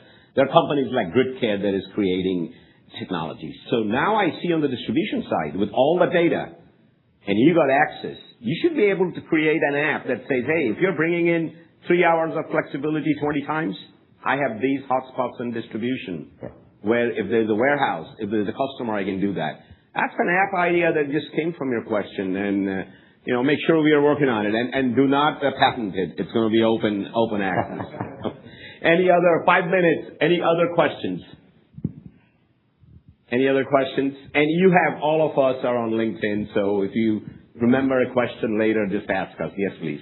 Thank you. I was just curious if you could opine on the ROI of AMI 2.0, what you're seeing or expected to achieve with the upgrades, and then also seems to be a debate around sort of the big bang replacing everything quickly and getting the benefit all at once versus a more methodical approach that some regulators are implementing. So I don't know, through your AMI 2.0 journey, if you could talk about the pros or cons of maybe being forced one way or the other in terms of the cadence or the pace. Yes. So for us, again, each jurisdiction a little different. In Pennsylvania, we implemented AMI, Landis+Gyr product in 2019. In Kentucky, it was 2025, and we're the tail end in Rhode Island. And the regulatory environments in each jurisdiction a little different. Pennsylvania required all utilities to have AMI with certain functionality that Landis+Gyr provided. The regulators in Rhode Island, a lot more scrutiny, and to prove that ROI, we had to make commitments of what savings we would get, what improvements we've been making on storm restorations and quicker restoration and so forth. We've hit every one of those targets. I mentioned earlier, across the enterprise, we've had about $38 million in real savings, plus the more efficient stuff that I'm not even counting in that bucket. So significant value for us. And as we did all big bang, but as we get additional customers, as meters start to expire, it will be more bringing them in, piecemeal. Any other? Yeah, I would just say, I think for us, our biggest piece of it was the reliability side of it, and the ROI looking at outage restoration was huge. Just being able to have. So as we've looked at our roadmap and we're going at about, I think it's a 4-year timeline for the full deployment. We see that, in fact, if we wanted, we probably could do it a little faster, because we know that the value is there. But our plan was 4 years because we saw the value out of the reliability side of it. Harshad, the only thing I might add to that is, the easy ROI on AMI was around replacing meter readers and automating the process, if you will. The improved customer experience comes along with that and everything else. But I think the next, and it's really a combination of the last two questions, so it's going to go down this road of integrated system planning. We're using that term a lot as utilities. How do we integrate all of our system planning? And that's really combining, the constraints within the transmission system, the supply side on the generation, but also as you start to integrate in the distribution side and what the customer can bring to the table. And I use the term virtual power plant, but if you think about enough customer interactions that are enabled by data that you have from the grid edge, because you now know more information, you have a better interaction with them. Now you can treat them as if they're like a virtual power plant. People often ask, well, what's the resource that you need the most to serve this future? And I'm like, it's an all of the above answer. We need solar, wind, batteries. We need natural gas. We need a nuclear renaissance in this country, and we need the customer to be part of that solution as well. Well, no, this is great. So before we wrap it up, I know we're getting to the time where we got the CFO is going to come at some point of time. But really, the key message here is things are changing. Follow where the hockey puck is going.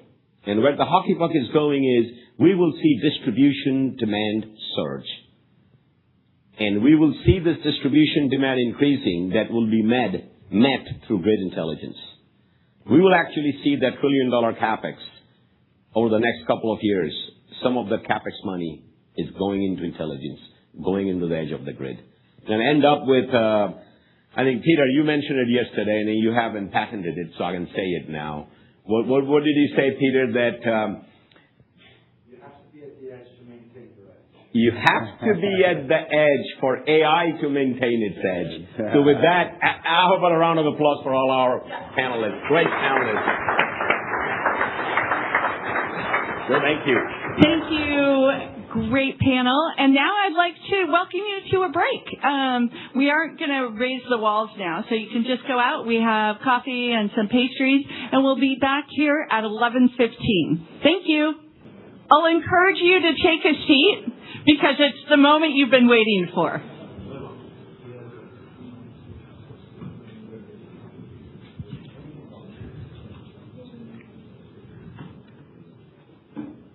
Okay, here it is. It's my pleasure to introduce our Chief Financial Officer, Davinder Afwal. Do we have the clicker somewhere?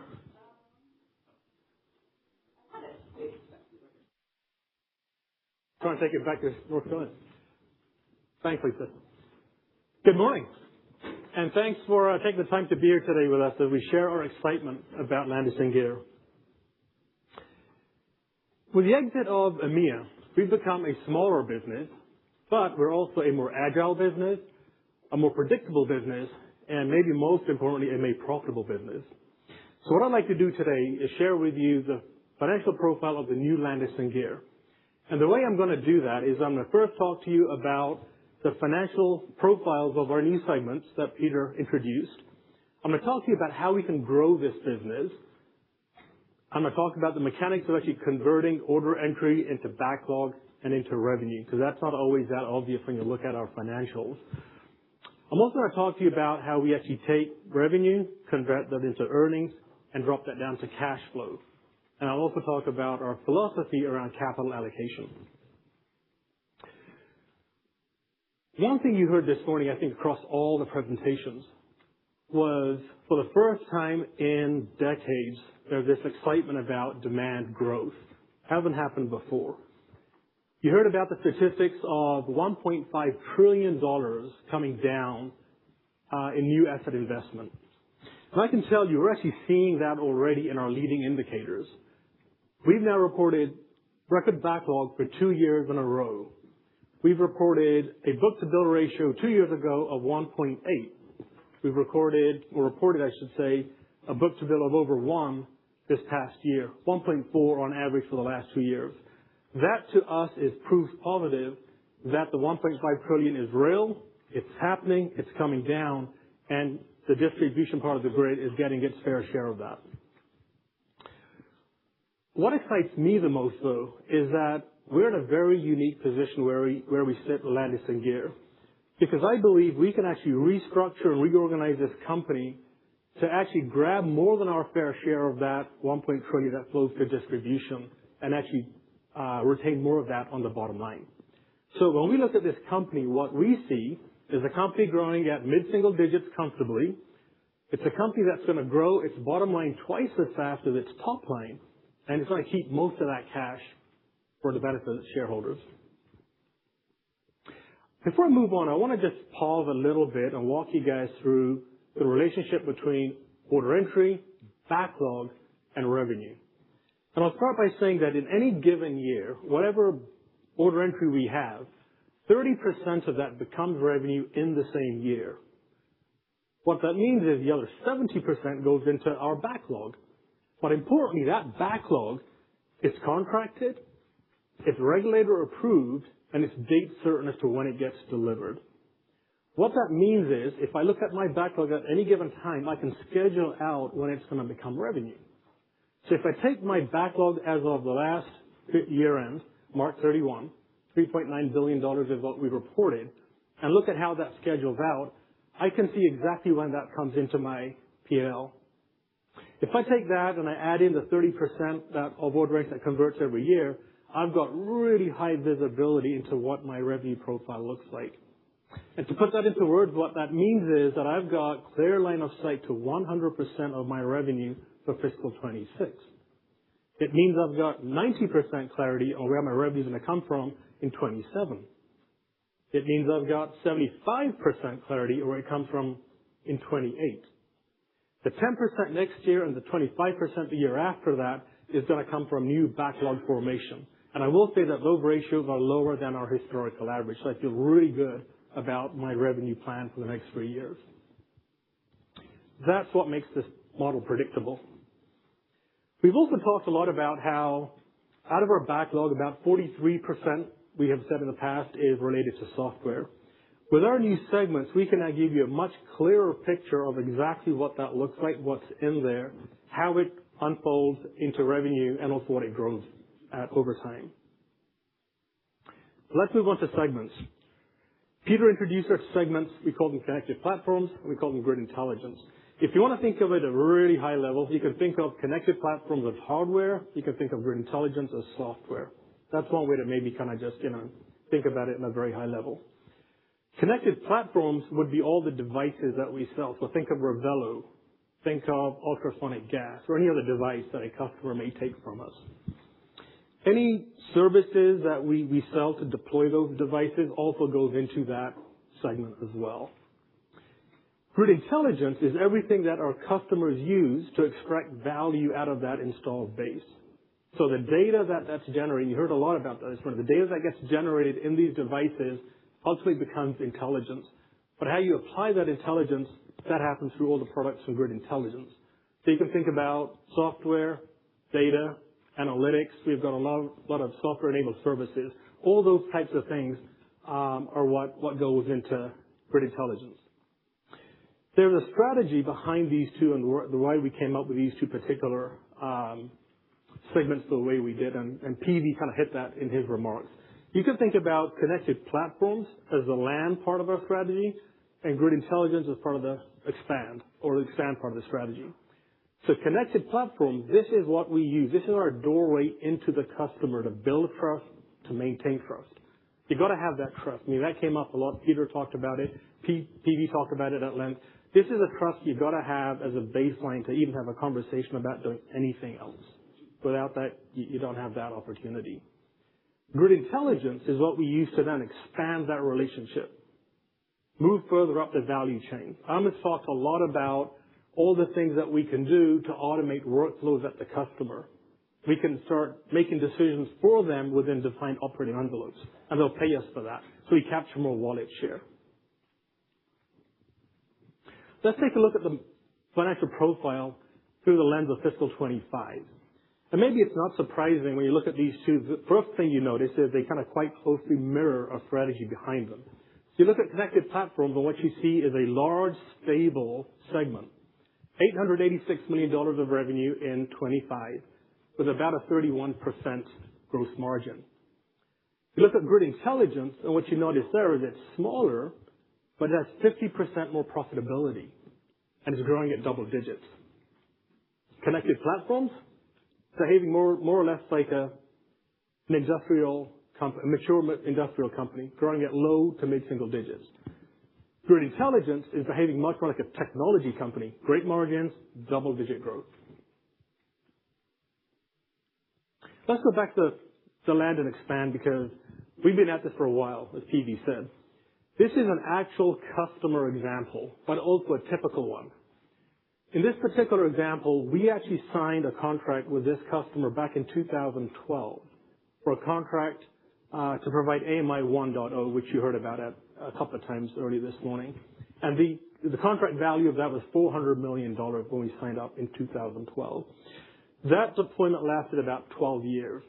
During that 12-year period, we were able to upsell an additional $90 million to this customer. I come out of the software world. That would represent a net dollar retention of 122%. If you guys are familiar with software, you'll know that those guys would kill for numbers like that. More importantly, 2024, point of refresh. Not only did we retain that customer, we actually upsold them on AMI 2.0 at over a 60% increase in lifetime value. So the contract is $650 million. That's the power of this business. It's long cycles, but it compounds. So I just showed you at the customer. Let's kind of take a look at how this works at scale. This is at the company level. The first thing I'd say is we've got a huge fishing pool. Peter talked about a TAM of $18 billion in the near term, the next 3 years. That sits inside of a SAM of $120 billion. Therefore, we go fishing. There's a huge amount of opportunity there. Again, once we have an order that's contracted, regulator approved, and ready to go, it goes into what we call backlog, which you can think of as pending deployment. Once it begins deployment, that's when the revenue cycle begins.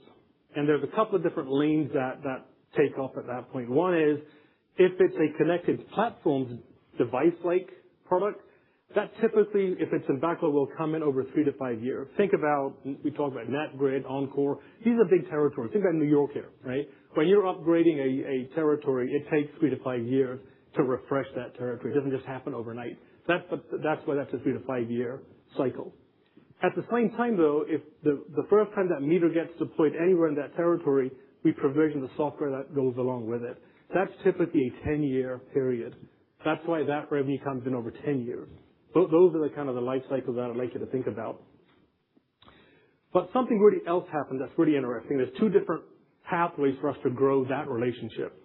The first one is while we're under contract for that 12-year life cycle, let's say, we've got that opportunity to sell them more stuff and upsell them. That's $90 million in the last example. At the same time, though, we can continue to build trust with them so that when the point of refresh comes along 12 or 15 years later, it should be a no-brainer that they're going to stay with us. And I'll go making another analogy to the software world. Software contracts typically are about 3 years. And I know from experience what happens is in those 3 years, there's a mad rush to sell as much as they can to the customer. When you've got a 10-year period to do that, the pressure is off. You can really build trust, you can really understand your customer, and you can really bring value to them. And that's why you kind of see 100% retention that these guys talked about. Again, software company would kill for that. We kind of bring this together. So I want to just kind of show where we get growth in our 2 segments. You can think about connected platforms. Again, the biggest driver for growth in connected platforms is going to be the refresh cycle. So think about a 10 to 15 years on average is what a system or a network lasts. At the end of that, you're going to refresh that. We're talking about AMI 2.0 right now versus AMI 1.0. And when that happens, because you've got higher capability and higher value, that typically happens at a higher ASP. We see about a 20 to 25% uplift going from AMI 1.0 to AMI 2.0. During the lifetime of that deployment, you're also going to get just organic growth, right? There's new household formation, new business formation, things like that. That also contributes to a part of the growth in connected platforms. You think about grid intelligence, the way that grows is first and foremost just through the installed base. As we put in more AMI 2.0 meters, that's going to naturally increase the amount of grid intelligence that we have because more and more of the intelligence that we deliver, it's not in the hardware, it's actually in the software capabilities that go along with it. And then we talked about, or actually Amit talked about, what really excites him is all that other stuff that we can do, right? Like the 4K camera that kind of takes a real-time snapshot, and you can use that data to, again, automate workflows for our customers, or actually help them make better decisions, faster decisions. PV talked about 25,000 truck rolls saved. I did the math. That's about $25 million. And based on that, I'd say our product's undervalued, right? But again, it shows the ROI that you can get, right, from these solutions. Let's switch a little bit now to the other side of the P&L and look at expenses. So I said at the beginning of my remarks, we think we can double the growth of EBITDA over the next 3 years. And, we've got 4 unique identified levers to do that. The first one we've talked about before. We call it the synergies from related to the sale of EMEA. What that really means is that at headquarters, we had some costs related to running the EMEA business, and they fell away immediately upon the closing. So that's gone. And we've, in the past, talked about that's worth about 100 bips to our bottom line, right? So that one you can think of as kind of already there. The other three are a combination of us becoming more efficient, because as we go from a regionalized structure to a global lines of business structure, we think there's a tremendous amount of efficiency that we can drive out of that shift. And as we think about best-in-class, top quartile, back office cost benchmarks, we know we can actually make up some cost differences there. Secondly, as we think about growth over the 27-28 period, we will see operating leverage come back into the business. And then finally, we talk about how more and more of what we deliver goes into grid intelligence. We should see a shift of revenue towards that segment. And as that happens, you saw the margins are higher there. So we ought to see a mix shift benefit as well. We've not broken out what the specific contributions from 2, 3, and 4 are, but I would say that in our minds, those work together. They're interconnected. And our job is going to be to optimize those to make sure that we maintain revenue or maximize revenue as much as we can, because they're just the way they interact with each other. But for modeling purposes, you can think about them equally contributing to that uplift. PV talked about our asset-light business model earlier on, and that shows up on this slide. So you think about our EBITDA, we typically convert about 80% of that into free cash flow. And if you think about the kind of below-the-line cash expenses for taxes, interest, things like that, we're left with about 35% of that free cash flow available for growth initiatives. And as we think about our next 3 years, we think we're going to be generating about $350 million available, or we'll have $350 million available to put towards growth initiatives, which brings me to capital allocation. So let me start by saying, anything we do around capital allocation always begins with what's the best way to maximize shareholder value. First thing I would say we would always love to do is anything around organic, because we believe that the ROI on a risk-adjusted basis is always going to be highest on organic initiatives. After that, we would absolutely look at M&A. And, I think the way for us to think about M&A is it's got to be disciplined, it's got to be something that helps our customers, and from the perspective of the company, it's got to be either something that gets our existing products into new markets or gets basically kind of opens up new products into our existing markets is the way that we think about that. And then obviously the last part of this is we realize that sometimes the best way to create value is to return value to shareholders, and that would be a part of what we would be looking at as well. And again, our job is going to be to optimize the mix of those three to make sure that we're delivering the highest shareholder value back to our owners. The bar charts on the right, I want to just kind of make a couple of remarks. I mentioned on the last slide that we think we'll have $350 million available for growth initiatives. If you think about where we are right now, we have about 160 available. We need to keep about 70, let's say, for just running the business. So we've got about 160 available. We've got some debt capacity, so we've got about a $250 million, call it war chest to do organic things or inorganic initiatives with.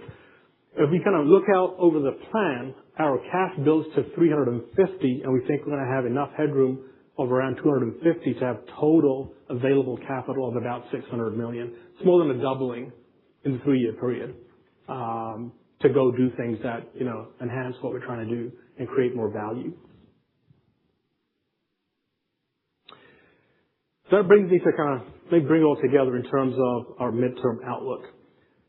So where we see Landis+Gyr over the next 3 years, or the midterm, is growing revenue mid-single digits, growing our adjusted EBITDA at twice the rate of revenue. And for the first time, we're now talking about a revenue CAGR.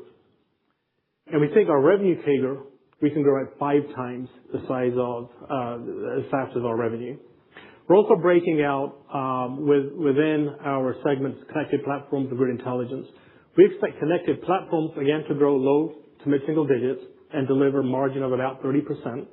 We expect grid intelligence to grow more than double digits, or at least double digits, and deliver a 50% gross margin. So what I've described to you is a company that sits in large markets, durable markets, that are at the beginning of a huge investment cycle.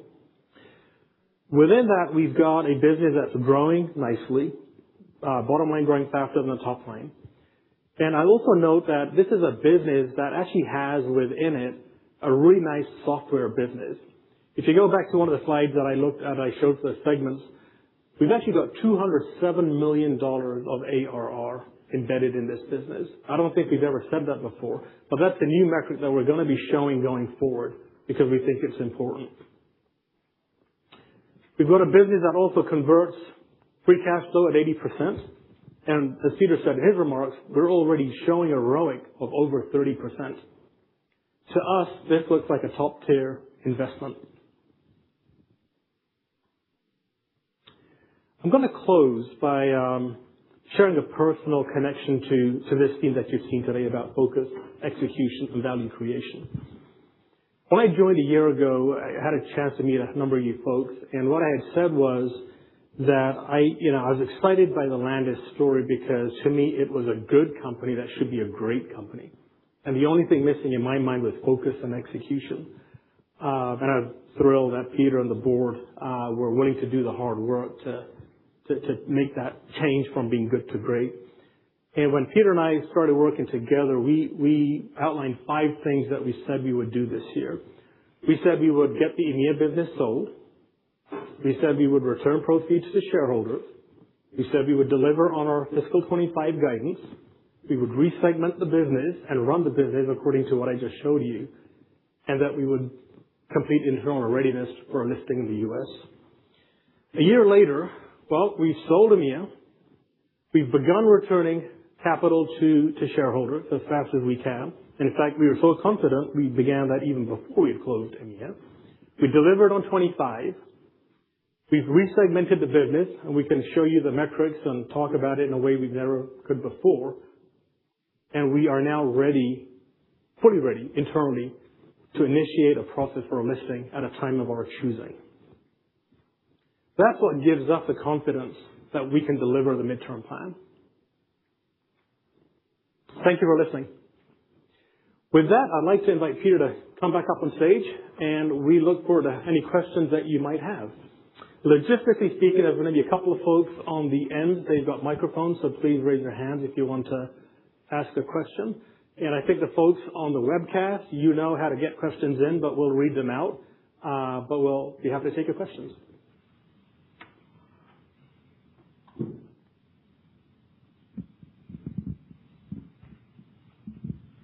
Now that you're internally ready for a listing, Peter, what should guide the timing of the listing?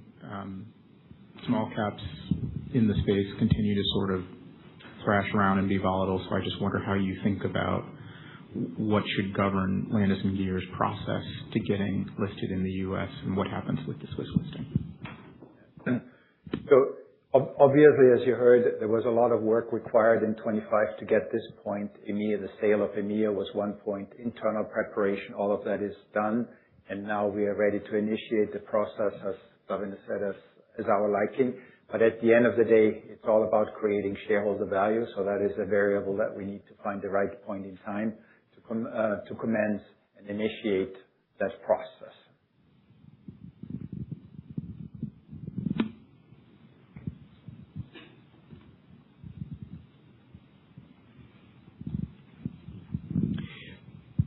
Thanks for the presentations today. I think you commented a couple of times on this being a record level of pipeline, I think, in your time in the industry, which is saying quite something. You talked about the addressable market over the next couple of years. Can you talk a little bit about the pipeline that's behind the backlog and how you see that sort of shaping up? How are you seeing some of the conversations that were quite helpful today from the utility customers impacting the pace of converting that pipeline into additional backlog? So the record backlog we have today, we have seen it evolve in the pipeline for the past, I would say, 12 to 15 months. And a couple of elements that are really extremely visible. First, everything in our pipeline is focused around Revelo. When Grid Edge came to fruition, when we brought it to the market, we thought there might be some people going with AMI 1.0, some people going with AMI 2.0. That has completely disappeared. 100% of our pipeline is now focused on AMI 2.0. And second, there was always a question, what is the ROI on AMI 2.0? Will it happen and how will it happen? And if I look at the pipeline today, 100% of our pipeline is actually customers that are in AMI 1.0 converting to AMI 2.0. So I look at that. That is the validation and the confirmation that they see a ROI and they are embarking on that journey. I like that a lot. And then we also talked about gas. Gas is also a small part of our business. We have invested. We believe we've gotten the timing exceptionally right with gas being a destination energy resource again. And just listening to the panel, I heard mentioning gas coming back multiple times. So we believe we got that one right. We got the timing right. So that also starts to play a substantial part of our pipeline today. And if you think of that, $18 billion of serviceable, obtainable markets over the next 36 months is quite an impressive number that we have right in front of us.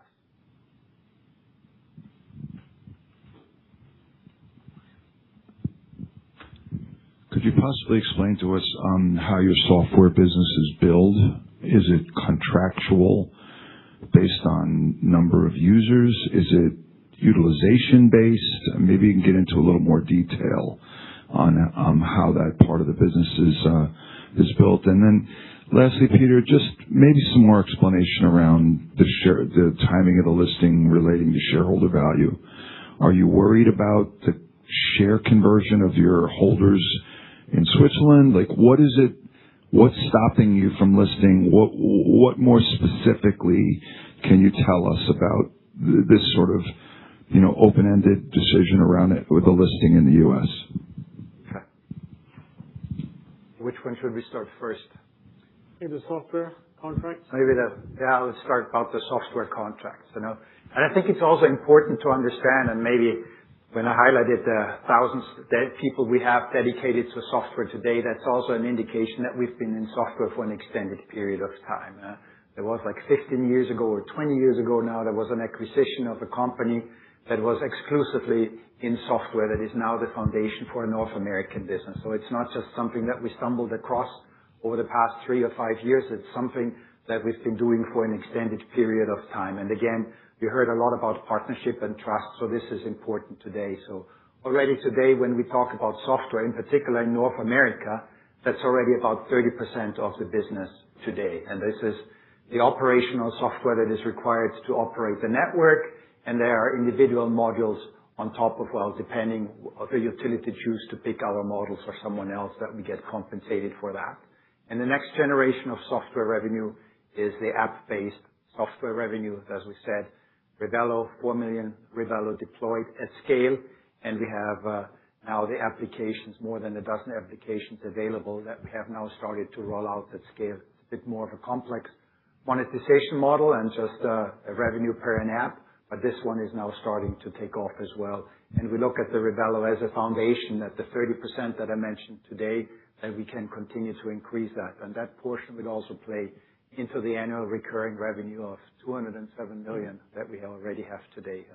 On the listing, again, there was a tremendous amount of work to be in the position where we are today, that we can pull the trigger. So it's important for us that we are absolutely ready to pull the trigger. That's what we tried to work on. That's what we had the control of. We talked about initiating it in 26, and we're absolutely ready with the board to pick the right point in time to pull the trigger here. Hi, Peter. Well done today. Thank you for this. I have a couple of questions. The first is on the SAM, the 120 versus the 18. Could you kind of walk us through how you got to the 120 and why the obtainable is only 10% of that? Do you need to make acquisitions to get the 18 higher, or maybe explain that dynamic a little bit? So the SAM is a whole market that we see, and that for us, that is obviously in the markets that we operate in, to be very clear. We just exited EMEA. We're not looking at markets in that. So that's everything that is available in electric, everything that is available in gas, includes everything that actually would be available in water as well. So that is the total market. And then we said, within the next 36 months, what is available in the next 36 months, what we're focused in, what is obtainable. So the obtainable serviceable market and the pipeline, they're kind of starting to align a little bit. Maybe our pipeline does not necessarily go for 36 months, but those are similar numbers. So it's not what we expect to win. It's really a part of the serviceable, addressable market, what is obtainable over the next 36 months. And if you listened to the conversation here, that usually means that today we're already engaged in most of the conversation, what is in the 36 billion. Thank you. The other question was about, if we look back the last 6, 12 months and the next 12 months forward, I think both for you and your largest competitor, it's just not a ton of revenue growth. I know you guys are at the end of the year. You have a timing of large contract ramp up forth. I get that. But is it the AMI 2.0 value proposition just seems very compelling. We're hearing utilities here in this room talk about how compelling it is, both ROI, both with respect to lowering costs, but also managing load, right? What's the holdup? Why are revenues slack right now? Is it about the data centers? Are they chopping the orders into smaller pieces? Why isn't this market more active in the last 12 months and the next 6? A couple of things. We certainly see it's more active than ever when we talk about our pipeline. This is where we focus on, that keeps us busy every day. So in our pipeline, it is absolutely happening as we speak. When we talk about our backlog, to us, backlog is an indication that it's not just talk, but it's also translating into orders that show up in our backlog. But when it comes to revenue, we also talk about sophisticated projects that require a tremendous amount of planning on the side of the utility. If you deploy 5 million endpoints and 5 million touching on every single home in your service territory, and you're redoing the complete infrastructure in your back office, that's not just something you sign a contract and you start. So on the revenue rollouts, you will always see a bit of a lag from our pipeline conversion into our backlog. Those are, at scale, a very, very sophisticated project that requires a lot of work on both sides on the planning end. We are no longer delivering, and haven't done so over the past 2 decades, delivering our products into a warehouse. They have to be integrated in the utility operation to deliver the value that they have committed to their PSC.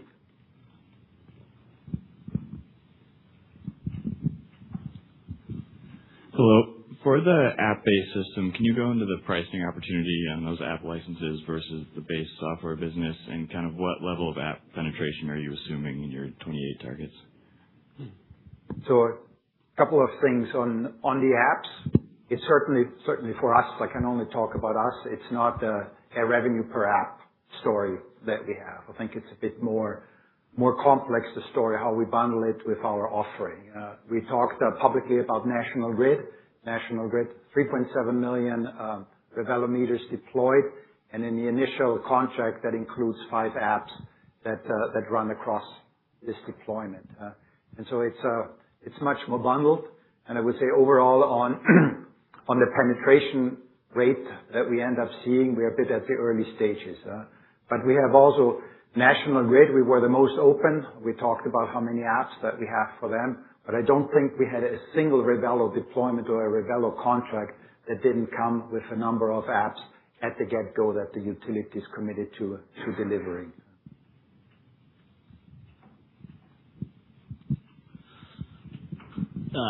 Capital allocation question. In terms of the, in excess of $300 million you guys see out to 2028, how do you guys think about M&A? Is that, smaller or accretive? Are you looking for one large-scale acquisition? Any preference between grid intelligence or connected platforms? Just really kind of how you guys think about deploying that capital.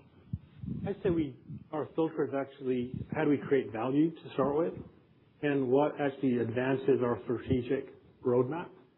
And I mentioned either it's existing products to new markets or new markets with existing product, if you will. That's the filter we're using. It could be any of those things that you mentioned. We're not going to start out with a preconceived notion of what we want to do. We'd rather be open and at the right opportunity make it through our filter. Yeah, just going back to the software contracts. Is the right way to think about it is these are effectively enterprise agreements, So, for example, like let's say you have a $10 million enterprise agreement, 5 apps included. It doesn't really matter whether they're turned on or not.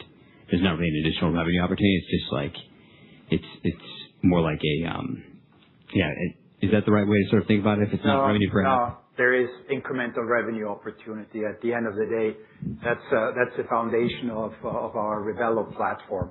That with apps, we can have apps tailored that are tailored to the utility to deliver ROI. So you absolutely have to think when they get turned on. This is part of our annual recurring revenue foundation, and the $207 million from the get-go. We just talked about the 10% plus growth in grid intelligence.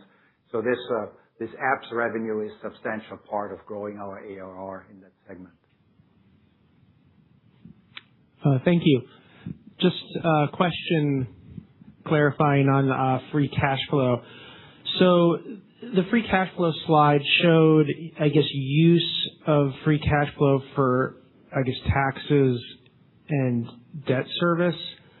So are you defining free cash flow as before cash taxes and debt service, or just want to clarify that in another element of free cash flow? Sure. So we define it as operating cash flow less CapEx.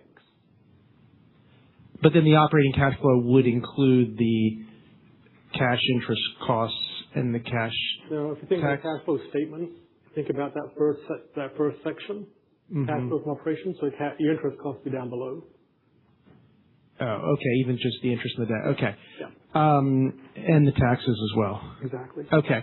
And then the, I guess, cash profile, I guess, looking out a few years, that is, I guess, implicitly a projection of free cash flow. But what are you assuming in terms of repurchases and dividends for that cash build? Yeah. So we have an ongoing buyback program of about $5 million a year.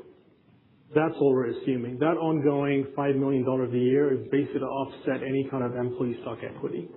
There's no incremental in there. So if you think about the return of proceeds for EMEA, none of that's in there. There's nothing else incremental beyond what's on that chart. So I take my cash taxes out, cash interest out. We have assumed a progressive dividend policy that continues, and then we've got that $5 million of buyback. Okay, so it is post-dividend. Yes, correct. Okay. I'll get back in the queue. Thanks.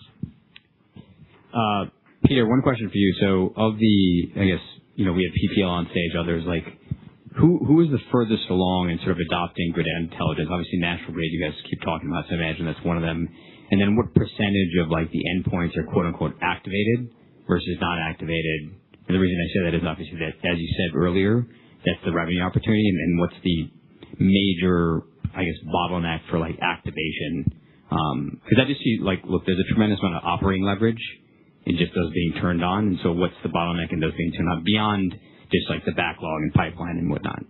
So when you ask me who is the most advanced when it comes to Revelo AMI 2.0 is always the newest customer that comes on board for us. So that is a simple answer for us. When I think the question of turned on or turned off goes back to apps. And I think there you need to understand you need to deploy the meters at scale. It doesn't make economic sense that you deploy the first meter and the first meter comes with an app deployed. So utilities are focused. We talked about 3 to 5 years to ramp up and deploy the Revelo at scale. And you need the foundation to deploy that be deployed at scale before the apps make sense to deploy them at scale. And these are the stages that we're in. We keep on focusing on National Grid because in one of the territories we're absolutely close to completing the deployment. So this is really the test bed on the scale adoption that we see and the penetration that we see in their deployed. But as I said, we've committed to 5. The network is ready, and we're deploying and rolling out at scale as we speak.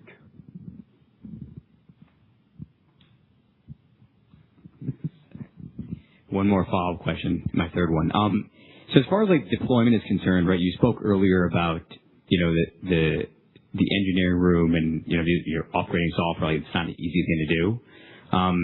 So when you think about the aspect of like labor, right? Like, is this in order to sort of make these meter deployments work? Like, what is the quality of labor that's needed? Is it high skilled? Is is it more lower skilled, and is the availability of labor there to sort of get these things installed quickly? Or is that not a bottleneck in your opinion, and it's really just sort of the engineering integration back office elements that sort of drive the deployments? So a couple of things. We do not physically deploy the devices. There's usually either the utility has a contracted partner to do that, or there are other third parties. That's not a business that we're in. The closest involvement to that, we might run the project management to help people train the people, but we're not involved in that.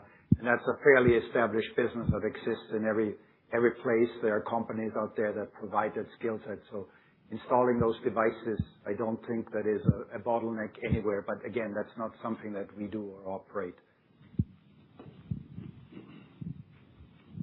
Just a question in terms of your contracted, similar to the last one, your contracted hardware business and availability of components, how you manage that in terms of escalators or inflation on your cost of goods. Is that created any bottleneck for you? Is there any problem, anything around that and how that runs through your P&L? So a couple of things, obviously, I think by now you're convinced that we are a technology company. So yes, we do use memory chips, and memory chip prices, they have gone up over the past couple of months for us and for everyone else. On the availability, and PV articulated even during the times of COVID, we were able to continue to deliver and supply on our commitments. So the availability is definitely not an issue as we see. I mean, we have a supply chain that is dedicated 24/7 to deliver that. Prices, they have definitely gone up for us and anyone else in the industry, but we have protection on our contracts to pass it on to our customer if it's above and beyond certain threshold. I just had two quick ones. One, Peter, how should we think about when a utility gets regulatory approval, how much IT spending is needed and what the lag is to start shipments against that? I think in your last earnings call, you talked about National Grid slowing down and then a new customer ramping up. I don't know if that's Hydro-Quebec or someone else, but what type of heavy lifting on the back office needs to be done to accomplish all this data? I want to be very clear that this gap was really created by the shape that we have in our backlog. I mean, we have those customers, there are timings in there. It's not a problem if availability of our resources or availability of our product. That is just timing. We're trying every day of the year to align them completely, have every contract finished on Friday, the next start of Monday. Sometimes we succeed, but we don't succeed all the time, especially on the large ones. But again, those are big projects. We talk about National Grid, $800 million contracts. That was just a contract for us. Then there's somebody installing the devices. There's an IT infrastructure required. So at the time you put it in your backlog because they got regulatory approval, there's tremendous amount of work, mostly required on the utility side to plan that. It usually touches on every one of the operating processes that they utilize, how to do outage management, billing. You have to integrate that. For 5 million customers, millions of customers, touching every one of their homes, this is just a simple, very, very sophisticated planning process that is required. And 15 months, 18 months is not a lot of time. When we were still based in Europe and Switzerland, I could say, just imagine replacing every electric meter in Switzerland in one project and completely replace the IT infrastructure to do so. You're not going to do that overnight. Perfect. And then I just had a clarification on slide 41. I imagine you don't have all slides memorized, but it had the breakout between connected platforms and grid intelligence, and then it showed revenue versus order intake from last year. If I'm doing simple math, it looks like grid intelligence book-to-bill was 0.8, and then on your connected platforms, about 1-to-1 last year. Is there any one-time items there just for a segment that you're talking about growing 10% or more? I would have thought book-to-bill would be well above 1. So what gives you that visibility that's going to accelerate? Yeah, there's no one-times in there. So that's just normal kind of order entry, if you will. I think the key thing is as you think about the Revelo platform, as more and more of that comes online, more of that intelligence is actually part of grid intelligence. So as that lifts up, we'll see exactly what you're thinking about, Jeff. It just wasn't there in 25, but as that accelerates, we'll see that pattern. I guess it goes back to the question I was asked before. Is in backlog the 5 apps from National Grid now? even though they're not turned on? No. No. Okay. Because I was confused. You said it was part of the initial, so it was a part of the initial scope, but it wasn't. Yeah, it was part of the initial commitment that they're going to bundle them and that they purchase them. But what will go into the ARR, the way to think about it is rolling them out and scale and deploying them across the deployment. We have a couple more questions from the webcast. Okay. First one is from Akash. Can you tell us about the attachment rates of Grid Edge in your Revelo installed base and order book? Does your Grid Edge software work with third-party smart meters as well? How much of your Grid Edge order book is for non-Landis+Gyr meters? Well, there was a lot of questions. Can you repeat them again? Attachment rates of Grid Edge in your Revelo attached base? So when you think about the operational software, there's a 100% attachment rate, and I think I tried to articulate before, every Revelo deployment now that we have contracted for includes apps as well. Certain bundle of apps, different apps for different utilities, for different drivers for their ROI. So, but every one of our Revelo deployment includes apps. The second one was, does your Grid Edge software work with third-party smart meters?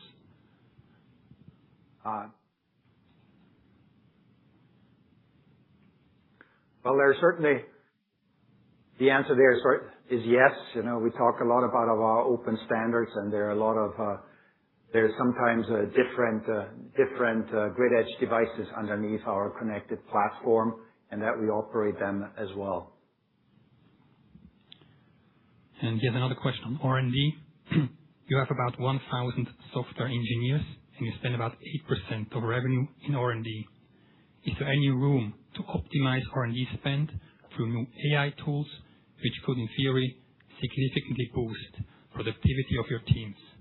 If not, then what are the limitations?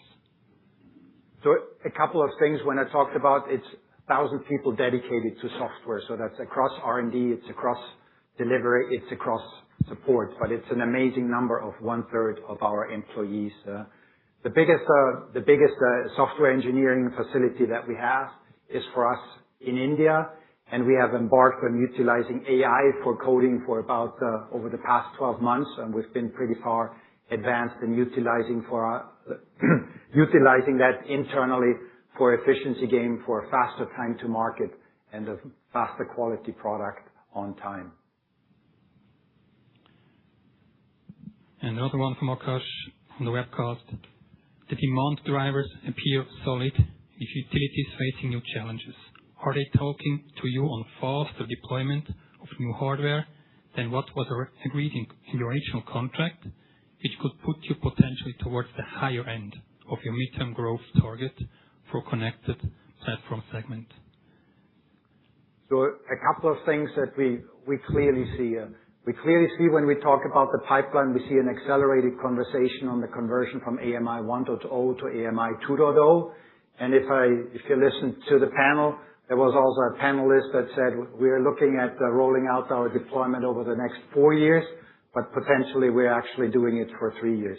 So that is always a possibility to do so. Thanks, guys. Just 2 questions from me. On the addressable market, if you could, you mentioned it being focused on electric, gas, and water. What proportion of that SAM is addressed in, the percent breakdown, if you could, like how much is in electric, gas, and water? And then second, if you could break the attainable market down more into a unit basis so we can kind of relate this more to the U.S., but how many meters exist in the U.S.? What percent of these are AMI 1.0 versus 2.0? And in that 1.0, I guess, what is your market share in the U.S.? And if you think about the transition to 2.0, where do you think that can be? I think there are a couple of questions that are perhaps too detailed and we need to follow up, but I can certainly answer the one on AMI here in the U.S. As it relates to electric. Think about 165 million is probably still a good proxy if you think about the meters that exist in the U.S. I think that population has reached more or less 100% penetration of AMI 1.0. And as I said before, the transition of AMI 1.0 to AMI 2.0 has commenced and is ongoing, and we are somewhere around the mid-single digit penetration of AMI 2.0 today as we speak. And we are obviously absolutely convinced that will also just be the start of a full transition to AMI 2.0 and the full penetration of AMI 2.0. We have a question from Patrick at UBS for Davinder. Can you please repeat your comment about the annual buyback and how this relates to the employee stock compensations? Hi, Patrick. First of all, thanks for joining. So we issue employee stock options every year, and as part of our incentive programs. And over time, those get issued as new equity, if you will, in the company. So what we do is we spend $5 million to buy back that dilution so that there's no impact on shareholders. That's kind of the short of it.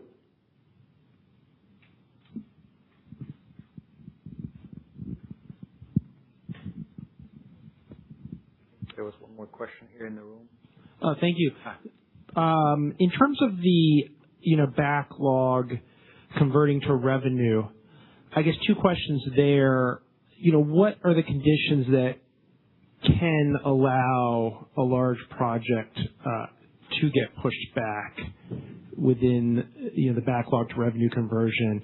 And that 30% that you book and typically revenue in the same year, is there a very narrow band around that 30%, or can that fluctuate? Like, how much certainty is there in the 30%? So I'll repeat. Anything that goes into backlog, it's already contracted, so the customer has to take it. It's already regulatorily approved, so those will never be an issue. There's a project plan. Peter described that. These are multi-year projects a lot of times. We're a critical dependency on that project plan, if you will. So we're told in advance, you need to have your equipment show up at this place at this time. That's how we build that model, if you will. Highly unlikely for them to actually then move that because it causes them a lot of problems on their side of it. Could it happen? It could, but we think the likelihood would be pretty low, and it'd be something outside the normal course of business that would cause that. And I apologize, would you mind repeating this? On the 30% that yeah. backlogs and revenues in the same year, how much variability do you see around that? It's been remarkably consistent. So that's our book and ship business, and it's our upsells. So it's actually very, very consistent is what we've seen. And a big part of that is just the value of our brand of Landis+Gyr. It's been at it for 130 years. Every day, orders come in that you didn't see in the pipeline. And it continues to be an absolutely stable 30%. That's just being at it for 130 years and the brand recognition of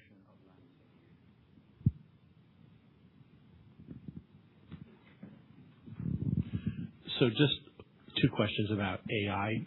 The first one's pretty easy. With your 100% retention rate, doesn't sound like you're really concerned about someone coming in from the outside and presenting an AI solution to your customers with that retention rate. We never want to put that to bed, but that sounds to me like what you're implying here. Maybe the AI in the facilities, in your factories. You talked a little bit about on the R&D side and you have productivity initiatives. Can you talk about how you're using AI in your factories, maybe even in the back office, to improve productivity from here? Thanks. Yeah, I think we have a couple of initiatives underway. I think order intake for us, everything that we touch, similar to what we heard in the panel, everything that we touch, especially relates to order intake. As we touch orders, this is a process that is ripe for automation. We're looking at AI to utilize it. We talked about utilizing in R&D. I think we're also using it in the process, in the RFP process.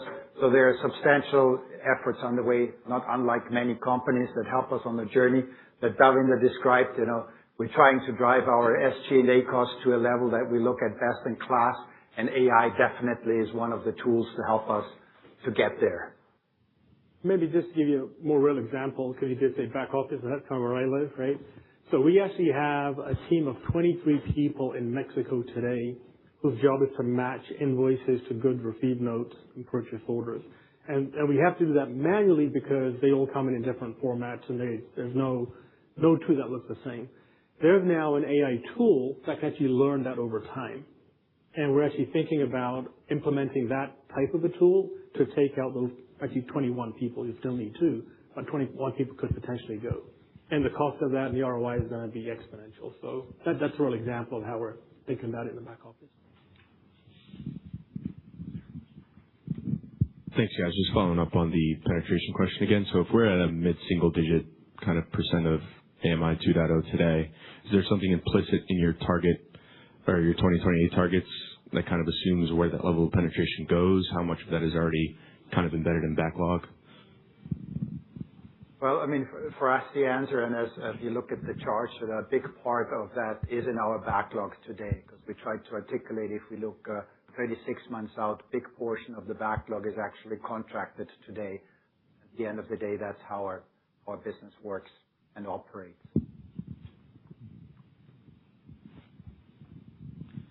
There are no more questions from the webcast.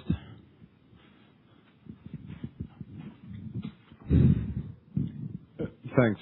Just a quick one on Connected Platforms, margin target of 30%. It sounds like there is a healthy amount of simplification, as you talked about, with business mostly being focused on North America and APAC, and a lot of concentration around the Revelo platform. So could you talk a little bit about opportunities, to push margins versus that target?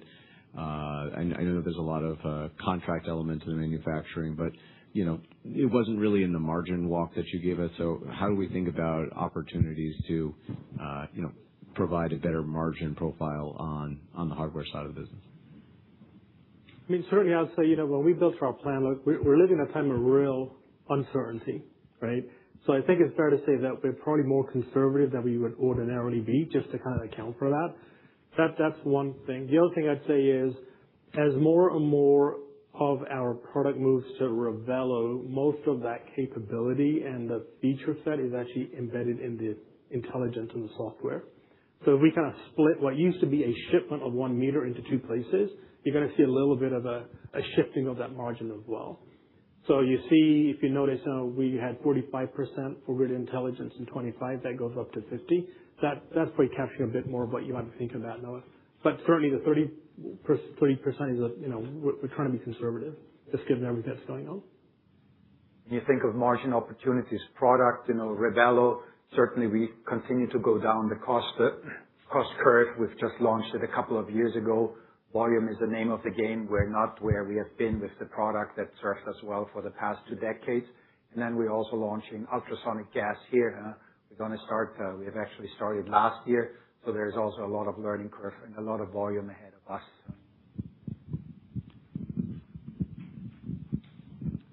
Just a question on, given the new re-segmentation, and just how your customers sort of rate-base things, in terms of, the actual meters themselves, I know they've been capitalized expenses, but in terms of the, the management of those meters, et cetera, which has typically also been capitalized as addition, which my understanding is on top of whatever the ASP is for the meter itself. Does that revenue item now, that's recurring to some degree, or does that show up in networks like the connected solutions, or does that show up in grid intelligence? Does that make sense? Maintenance of the field? Yeah, I mean, of the meters themselves. Maybe I'm misunderstanding it. So the service contract that sort of existed and what services you were doing prior to having grid intelligence, where does that show up, and is that a capitalized expense? And then similarly for the grid intelligence, is that also capitalized in terms of a license for the utilities, or they sort of consume it as an O&M expense? I'll go back to what I said. So any services related to deployment, which I would consider that, would be connected platforms. The only services that we have in grid intelligence, think about those high value, high software enabled type services. So anything that's maintenance related to the device, putting it in, maintaining it. Actually, we don't really put it in, as Peter said. Anything that would have been related to around that would be part of that connected platforms business. I think there are no more questions. Then over to you, Peter, for any closing remarks. Well, thank you so much for your questions, and thank you for joining us on our Capital Markets Day here in New York. Okay, I've been in this industry for more than 30 years, and I can tell you I have never been more excited. I can even tell you I'm more excited now than I was like just 3 hours ago. And I really believe we're at the early changes of a generational change in our industry. And it's a change that is not only transforming utilities, but it is also making the lives of millions of people across the globe much better. I believe we're exceptionally well positioned to help our utility partners, and I hope by now you're comfortable this is really a partnership by helping them on this intelligent energy transition that they're embarking on. Today, you've heard we've created a focused company. We are a focused company today. We are a great investment. We have the right plan in place. We have the leading technology platform.